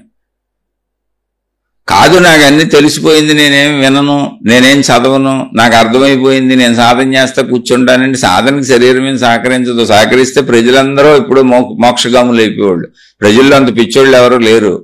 నేను అసలు చాలా మంది గురువుల్ని చూశాను, వాళ్ళకి తెలుసు ఈ విషయాలు, ఆత్మజ్ఞాన విషయాలు కూడా తెలుసు. వాళ్ళు బోధిస్తూ ఉంటారు, చెబుతూ ఉంటారు, కానీ ఆ స్థితుల్లో ఉండలేక పాపం వాళ్ళు ట్రై చేసి మౌనాలు పెట్టుకొని సాధనలు పెట్టుకొని ఆ సాధనల్లో ఉండలేక మళ్ళీ తిరిగి వచ్చి ప్రపంచంలోకి వచ్చేసి మేము ఏదో ప్రపంచంలోనే తిరుగుతామని చెప్పి వాళ్ళు ఏర్పాట్లు వాళ్ళు చేసి తిరుగుతున్నారు. అది ఎవరినో నేను విమర్శించాలని చెప్పలా, అంత సాధ్యం కాదు, అసాధ్యము.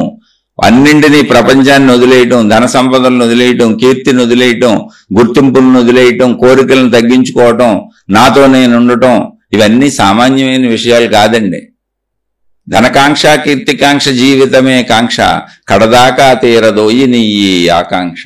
ఎవరండి డబ్బుని ఎవరు వదలగలుగుతారండి? కీర్తిని ఎవరు వదలగలుగుతారండి? గుర్తింపుని ఎవరు వదలగలుగుతారండి? ఇంద్రియ సుఖాలను ఎవరు వదలగలుగుతారండి?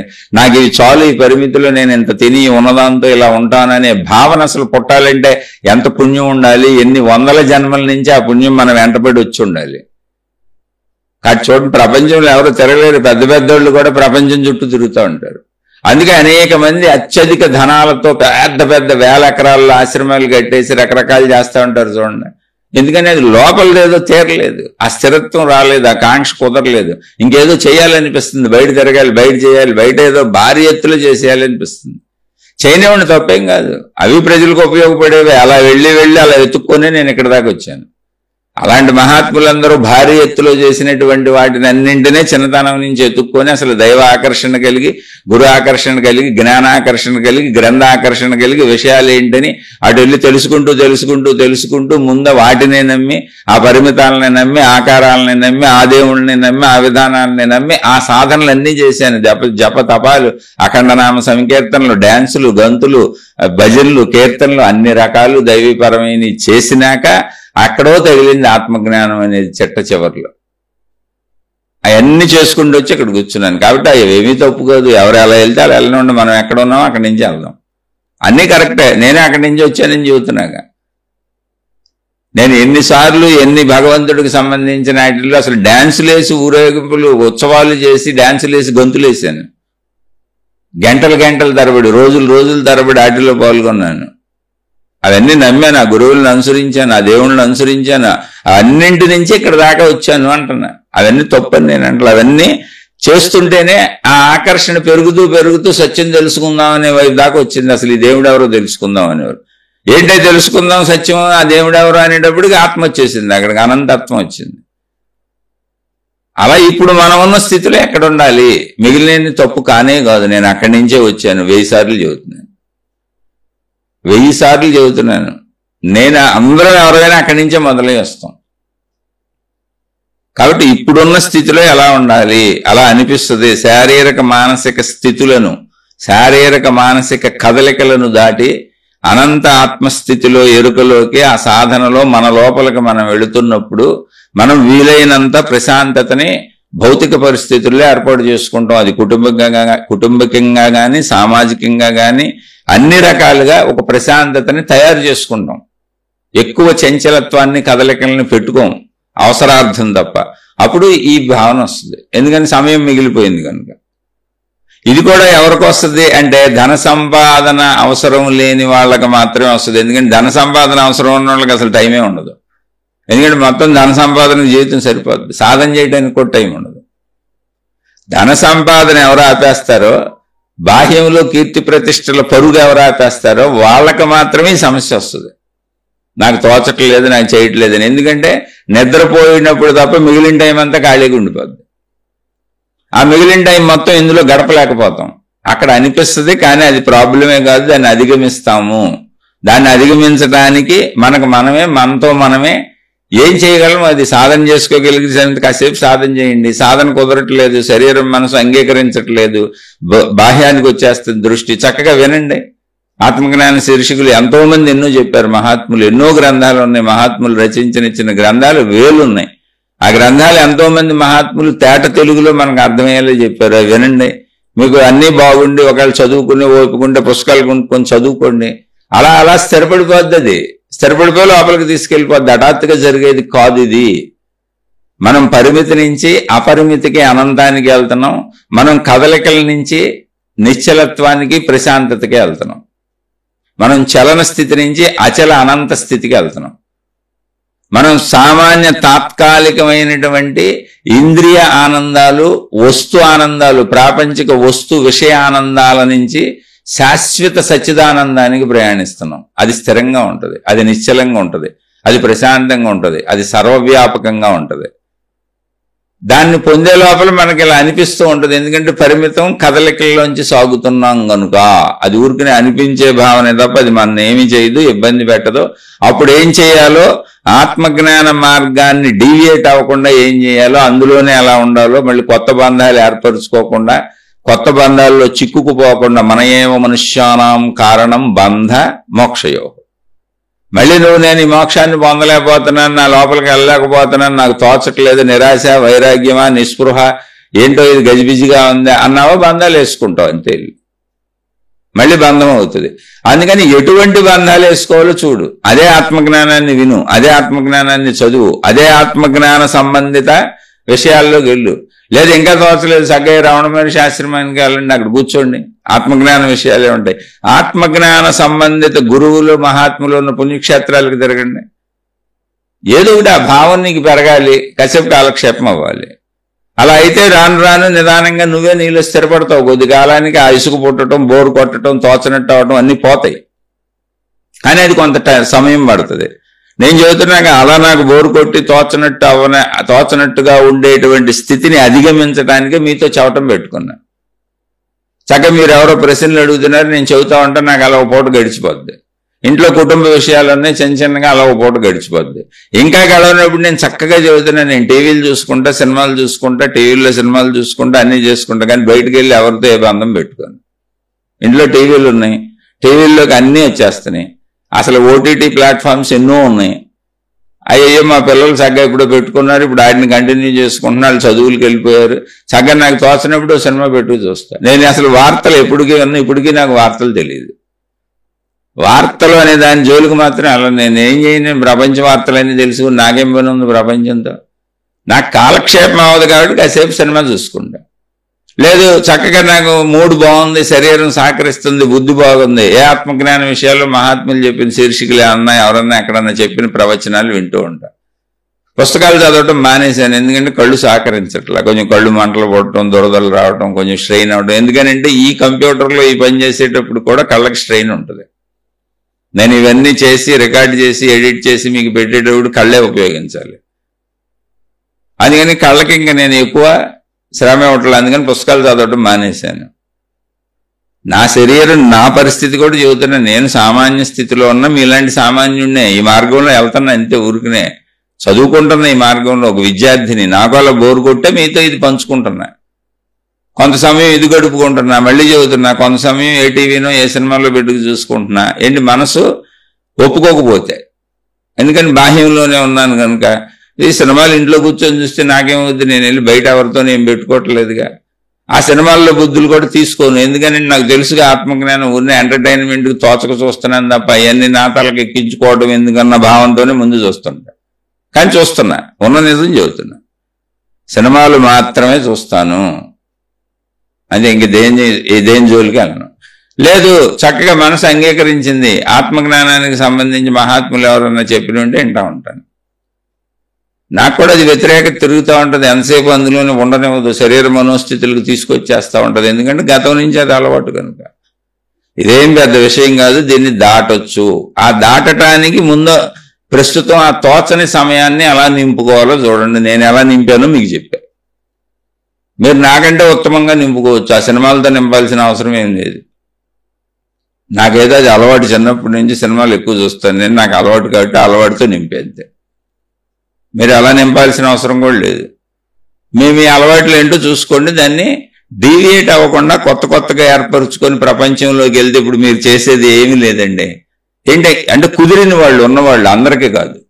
సమయం మిగిలి ఇలా ఉండటం కుదిరిన వాళ్ళు, ఈ ప్రశ్న వేసిన వాళ్ళ కుటుంబ జీవితం నాకు తెలుసు. చెప్పాను, వాళ్ళు మొత్తంగా నా దగ్గరికి వచ్చేస్తామన్నారు. మాకు ఆర్థిక ఇబ్బంది ఏమీ లేదని తెలియజేశారు. నాకు కూడా గురుదక్షిణగా పెద్ద మొత్తం ఇస్తామన్నారు. నేను ఎక్కడ ఉంటానో చెబితే ఆ దగ్గరలో వాళ్ళ ఏర్పాట్లు వాళ్లే చేసుకొని అన్ని ఒక ఇల్లు తీసుకొని, లేకపోతే ఒక ఇల్లు అక్కడ కట్టుకొని అక్కడ ఉండి ఏదన్నా గైడెన్స్ ఇస్తే సాధనలు చేసుకుంటూ మీ సహచర్యంలో ఉంటామన్నారు. ఎందుకని ఇలా తోచకాళ్ళు అడిగారు. కానీ తోచంది మన మనసులో అయినప్పుడు ఎవరి దగ్గర ఉన్నా ఒకటే. నా దగ్గర ఉంటే ఏమవుతుంది? నా దగ్గర మీకు చెప్పే 4 మాటలే ఉన్నాయి. మళ్ళీ ఎందుకు కొత్త బంధాలు? ఈ కొత్త బంధాలు ఏం చేస్తాం? మళ్ళీ ఆ చెప్పినోడు ఒక గురువు అవుతాడు, ఈయనవాడు ఒక శిష్యుడు అవుతాడు. వాళ్ళేదో కృతజ్ఞత, వీళ్ళేదో మళ్ళీ విధానం, పద్ధతి, ఇవన్నీ మళ్ళీ ఎటో పోతాయి. ఎందుకు హాయిగా చక్కగా వింటున్నాం, తెలుసుకుంటున్నాం. మన మధ్య జ్ఞానబంధం తప్ప ఏమీ లేదు. నేనెవరో మీకు తెలియనంతకాలం, మీరెవరో నాకు తెలియనంతకాలం సంపూర్ణంగా మనం ఓన్లీ జ్ఞానంలోనే ఉంటాం. నా రూపాన్ని మీరు చూసినా, నేనెవరో మీరు తెలుసుకున్నా, మీరు మళ్ళీ నా శారీరక మానసిక సంబంధిత విషయాలు, మళ్ళీ నా భౌతిక విషయాలన్నీ తెలుసుకోవడం జరుగుతుంది. అటు నుంచి భౌతికంలో పడిపోతాం. మీ గురించి నేను తెలుసుకున్నా అలాగే ఉంటుంది. ఎందుకు ఏం చేస్తాను తెలుసుకొని చెప్పండి. జ్ఞానం అంటారా? ఇదే ఇలా మాట్లాడుకోవటమే. మీరు అడగండి, నాకు తెలిస్తే చెబుతా, తెలియకపోతే చెప్పలేను. ఇంతే, ఎందుకంటే ఇంకేం లేదు. జ్ఞానం మీరు నా దగ్గరికి వచ్చినంతే, రాపోయినంతే. అందుకని ఆ కుటుంబం వివరాలు నాకు తెలుసు కనుక చెబుతున్నా. అలా కుదిరిన వాళ్ళు ఎవరైనా సరే మళ్ళీ తిరిగి మీరు ప్రపంచంలోకి వెళ్తే ఏం చేస్తారు? ఇంకొంచెం డబ్బు సంపాదిస్తారు, లేదా ఇంకొంచెం ఉన్న డబ్బు పోగొట్టుకుంటారు, ఇంకొంచెం మానవ సంబంధాలు పెంచుకుంటారు, లేదా ఇంకొంచెం విరోధాలు తెచ్చుకుంటారు, ఇంకొంచెం కోరికలు పెంచుకుంటారు, లేదా ఇంకొంచెం ఆ కోరికల నుంచి అశాంతి అనారోగ్యాలు తెచ్చుకుంటారు. ఏదైనా ఇంతేగా జరిగేది. ఎప్పుడు లాభ నష్టాలేక, మళ్ళీ లాభ నష్టాలతోనే జీవితం అంతా బతికాం. ఇప్పుడు అయ్యే జరుగుతాయి మళ్ళీ. కాబట్టి ఇక్కడ దాకా వచ్చారు కాబట్టి, నిజంగా మీకు డబ్బు ఇబ్బంది లేదని చెబుతున్నారు కాబట్టి, మీకు ఏ రకమైన బాహ్య ప్రాపంచిక ఇబ్బందులు లేవు, బాధ్యతలు కూడా అయిపోయినాయి అని చెబుతున్నారు కాబట్టి, తోచటం లేదు, వైరాగ్య భావనలు ఉన్నాయి అన్న స్థితిని అంగీకరించి ఇది ఇలాగే ఉంటుంది, ఈ స్థితిలో నేను ఏం చేయాలి, నేను వినగలనా, ఎక్కువసేపు విన్నాం, నేను చదవగలనా, కాసేపు చదువుకుందాం, అలా మీలో మీరు, మీతో మీరు, మీ ఇంట్లో మీరు ఏదో ఒకటి చేసుకోండి. అది కూడా తోచట్లేదు, కాసేపు టీవీ పెట్టుకొని మీకు ఇష్టమైనవి చేయండి. ఎందుకు? దాన్ని మీరు మనసుని శరీరాన్ని అంత బలవంతంగా హింస పెట్టేసి ఏం చేయబాకండి. ఇప్పుడు నేను అంత హింస పెట్టకూడదని నాకు సినిమాలు అలవాటు కాబట్టి సినిమా చూసుకుంటున్నాను. నాకు అసలు వార్తలు తెలియదు, వార్తలు వినను, అసలు ఇంకేవి విన్న విషయాసక్తిని పెంచుకోను. ఉన్న కాలక్షేపానికి ఒక సినిమా చూసి పడుకుంటా. ఎందుకని? మనసు శరీరం అలవాటు, అది అలవాటు అని నేనే చెబుతున్నాగా. దానికి నేనేం చేయను? నాకంటే ఉత్తములు ఎంతోమంది ఉండొచ్చు. అసలు టీవీనే చూడని వాళ్ళు, అసలు సినిమాలే చూడని వాళ్ళు, ఎంతో సాధనలు చేసుకుంటూ ఉంటున్న వాళ్ళు ఎంతోమంది మహానుభావులు ఉంటారు. నేను సామాన్యుడిని అని అందుకే ప్రతిసారి చెబుతున్నా. ఎప్పటికీ నేను సామాన్యుడిగానే ఉంటాను. ఎందుకంటే నా స్థితి నాకు తెలుసు కాబట్టి. నేను సామాన్యుడినే, ఉన్నది ఉన్నట్టు మీకు చెప్పా. కానీ ఇది ఒక స్థితి ఎవరికైనా కలుగుతుంది. కొంచెం నిరాశ, కొంచెం నిస్పృహ, అసలు నేను సాధించానా లేదా, నాకేమన్నా వచ్చిందా రాలేదా, అసలు నేను ఆ మార్గంలో వెళ్తున్నానా లేదా. ఎందుకంటే దీనికి కొలబద్దలు లేవు. బాహ్య ప్రపంచంలో డబ్బు సంపాదించుకున్నాం అనుకోండి, డబ్బు చెబుతూ ఉంటుంది ఎంత సంపాదించానని కొలుతుంది అక్కడ. కీర్తి ప్రతిష్టలు పెరుగుతూ అందరూ పొగుడుతున్నారు అనుకోండి, కొలుతుంది అక్కడ. బాహ్య ప్రపంచంలో అనుభవాలన్నిటికీ కొలతలు ఉన్నాయి. ఆధ్యాత్మికతలో కొలతలు ఏమీ లేవు. నీ మనసే నేను కనిపించేస్తా ఉంటది. కానీ కొలత ఉందండో. ఏంటో తెలుసా? డబ్బును వదలగలగటం, కీర్తిని వదలగలగటం, ప్రాపంచిక సుఖాలు వదలగలగటం, ఇంద్రియ సుఖాలు తగ్గించుకొని ఉన్నంతలో ఉండగలగటం, ప్రశాంతంగా ఉండగలగటం. ఎంత విశాల ప్రపంచంలో ఎన్నో ఇరుక్కుపోవడానికి ఉన్నా కూడా ఇరుక్కోకుండా నా ఇంట్లో నేను, నాతో నేను, నాలో నేను ఉండగలగటం, ఇవన్నీ కొలతలే. కానీ మనకు అలా అనిపించదు, అంతే సింపుల్. అలా ఉన్నాక కదలికల్లో ఇంకా కొంచెం లోపలికి వెళ్తే మనకే తెలుస్తూ ఉంటుంది. నాలో బోల్డ్ మార్పులు వచ్చినాయి, నేను ప్రశాంతతను పొందుతున్నాను, లోపలికి వెళ్తున్నాను, నేను నాకు అర్థమవుతున్నాను, నన్ను నేను చూసుకుంటున్నాను, ఇదివరకటి చెడు గుణాలు బోల్డ్ తొలగించుకున్నాను, కొంత నా మనసు నిశ్చల స్థితిని పొందుతుంది, కొంత నేను హాయిగా ఉంటున్నాను, నేను అనేక వస్తువులు, అత్యంత ధనము, అనేక విషయాలు, అనేక కోరికలు లేకపోయినా ఉండగలుగుతున్నాను, నా అదుపులో నేనున్నాను. ఇలాగే ముందుకు సాగితే నేను ప్రశాంతంగా ఉండగలను. ఏదో ఆహారం, ఇంత ఆహారం తీసుకొని శరీరం ప్రాణం నిలుపుకోవడానికి ఎంత ఆహారం తీసుకొని నేను ఉండగలుగుతాను అనేటువంటి నమ్మకం, ధైర్యం నా మీద నాకు పెరుగుతూ వస్తుంది. ఇది పరిశీలించుకుంటే తెలుస్తుంది. కొద్దిగా అప్పుడప్పుడు మనలో మనకు ఎవరు చెప్పేవాళ్ళు ఉండరు, కొలతలు లేవు కాబట్టి అలా వైరాగ్య భావాలు, నిస్పృహ, నిరాశ కూడా వస్తాయి. కానీ జాగ్రత్తగా ఇదివరకటి నా జీవితాన్ని, నా పాత జీవితాన్ని, నా భౌతిక జీవితాన్ని గమనించుకుంటూ ఇప్పటి జీవితాన్ని చూసుకుంటే నేను ఎంత కదిలి ప్రశాంతత వైపు వస్తున్నానో అర్థమవుతుంది. మళ్ళీ గుర్తుపెట్టుకోండి, మనం చలన స్థితి నుంచి అచల స్థితికి వెళుతున్నాము, మనం పరిమిత స్థితి నుంచి అపరిమిత స్థితికి వెళ్తున్నాము, మనం విషయ సుఖం నుంచి, ఇంద్రియ సుఖం నుంచి, శరీర సుఖం నుంచి, ప్రాపంచిక విషయ సుఖాల నుంచి శాశ్వత సచ్చిదానంద సుఖం వైపు వెళ్తున్నాం. మనం పరిమితి నుంచి అనంతానికి ప్రయాణిస్తున్నాం. కాబట్టి ఇది ఇలాగే ఉంటుంది. ఈ ప్రయాణం మధ్యలో హఠాత్తుగా పడిపోయేది కాదు, మధ్యలో అన్ని దశలను దాటుకుంటూ వెళ్ళాలి. మీకు అర్థం అవుతుంది అని భావిస్తున్నాను. ఎక్కడ అర్థం కాకపోయినా మళ్ళీ అడగండి, మళ్ళీ విశ్లేషించుకుందాం, మళ్ళీ చెప్పుకుందాం. ఎందుకంటే ఇది ఆధ్యాత్మిక చదువు, ఆత్మజ్ఞాన చదువు. ఇది ఎంటర్టైన్మెంట్ కాదు. ఇదేదో సరదాగా మనం కాలక్షేపం కోసం చెప్పుకుంటున్న కబుర్లు అసలు కాదు. మన సొంత స్వీయ శరీర మానసిక బుద్ధి సంబంధిత ప్రాణశక్తి సంబంధిత విశ్వశక్తి సంబంధిత స్వీయ చదువు. మన గురించి మనం చదువుకుంటున్నాం, మనం తెలుసుకుంటున్నాం. కాబట్టి ఎన్నిసార్లైనా చెప్పుకుందాం. చెప్పిందే చెప్పుకోవాలన్నా చెప్పుకుందాం, ఏం ప్రాబ్లం లేదు. ఎన్నిసార్లైనా చెప్పుకుందాం. అది అయ్యే వరకు, అది వచ్చే వరకు, అది పొందే వరకు బతికున్నంత కాలం చెప్పుకుంటూనే ఉందాం. ఒకవేళ నేను చెప్పింది ఎవరికైనా నచ్చకపోయినా, ఇతను సరిగ్గా చెప్పలేదని మీకు అనిపించినా దయచేసి నన్ను క్షమించి వదిలేయండి. నేను శీర్షిక మధ్యలో కూడా చాలాసార్లు చెప్పాను, నేను సామాన్యుణ్ణి. నువ్వు సామాన్యుడు అయితే మరి ఎందుకయ్యా అందరికీ చెబుతున్నావు? నీకు చెప్పాల్సిన అవసరం ఏంటంటే నేను అందరికీ చెప్పట్లేదండి. దయించి అందరూ వినబాకండి. అసలు గురువులను అనుసరించే వాళ్ళు, ఆల్రెడీ ఒక మార్గం ఉన్నవాళ్ళు, ఒక పద్ధతుల్లో సాగేవాళ్ళు పొరపాటును కూడా వినకండి. మీ గురువులతో వినండి, మీ గురువులతో వెళ్ళిపోండి. నేను ముందే చెబుతున్నా. నాది విని కొంతమంది మాకు అర్థమవుతుంది, చెప్పండి అని అడుగుతున్నారు. మేము కొంచెం మంచిగా మారుతున్నాం, గుణమార్పు జరుగుతుందని నాకు చెబుతున్నారు. నాకు చాలా ఆనందంగా ఉంది. అలా ఎవరైతే మాలో గుణమార్పు జరుగుతుంది, మేము వింటున్నాము, మాకు తెలుస్తుంది, మాకు అర్థమవుతుంది అని కామెంట్లు పెడుతున్నారో వాళ్ళందరూ కూడా నేను చెప్పటానికి సహకరిస్తున్న వాళ్ళు. ఆ కామెంట్లు ఆగిపోయిన రోజున, అలా చెప్పని వాళ్ళు ఉన్న రోజున నేను చెప్పడం ఆపేస్తాను.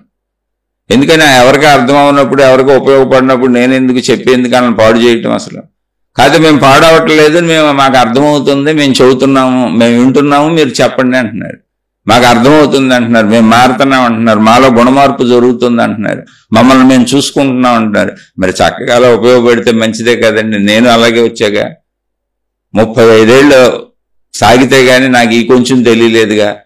పాపం మరి మనుషులకి ఉపయోగపడితే ఉపయోగమే కదండి. ఇందులో నష్టమే ఉంది. నేను ఎవరి దగ్గర డబ్బులు తీసుకోను, నేను ఎవరు అసలు ఎవరికి చెప్పను, మీ నమస్కారం కూడా నాకు అక్కర్లేదు, నేను కూడా మీకే నమస్కారం పెట్టను, మీరెవరో నేను అసలు తెలుసుకోను.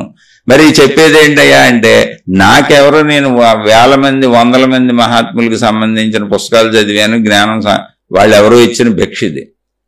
నాకెవరో పెట్టిన భిక్ష ఏముంది, తల్లో ఉంది. చెబుతుంటే నాకు వచ్చిన నష్టమేం లేదు, పైగా నష్టం లేకపోగా నాకు లాభం కూడా ఉందని చెప్పాను. ఏంటి అంటే నాకు సత్కాలక్షేపం, జ్ఞాన కాలక్షేపం, ఆత్మజ్ఞాన కాలక్షేపం అవుతుంది. కాబట్టి మీరు అడగండి, నేను చెబుతా. ఎవరో మారేవాళ్ళు, మిగిలిన వాళ్ళు అసలు వినకండి. చక్కగా మీ గురువులతో, మీ విధానాల్లో, మీ పద్ధతులతో సాగిపోండి. మీ పాదాలకు నమస్కారం. అసలు వినకండి. ఎందుకు? మీకు మార్గం ఉన్నప్పుడు, మీకు నచ్చినప్పుడు, మీరు ఒక విధానంలో సాగుతున్నప్పుడు ఇది ఎందుకు వినటం? వినబాకండి. ఇది అర్థమవుతుంది అన్న వాళ్ళు మాత్రమే వినండి. అలా విన్నవాళ్ళు అర్థమవుతుందని నాకు తెలియజేయండి. ఎందుకంటే మళ్ళీ నేను చెప్పాలా లేదా అనేది మీరు అర్థమవుతుంది అన్న విషయం మీద ఆధారపడే ఉంటుంది. అలా అర్థమవుతుంది అనేవాళ్ళు ఉన్నంతకాలం నాకు ఓపిక ఉంటే, నేను చెప్పగలిగితే, నా శరీరం సహకరిస్తే తప్పకుండా చెప్పే ప్రయత్నం చేస్తాను. ఎందుకంటే దానివల్ల నాకు లాభమే తప్ప నష్టం లేదు కనుక. శుభమస్తు. మీకు, మీ కుటుంబ సభ్యులకు మేలు చేకూరుగాక. మరలా మరొక కొత్త శీర్షికతో కలుసుకుందాం.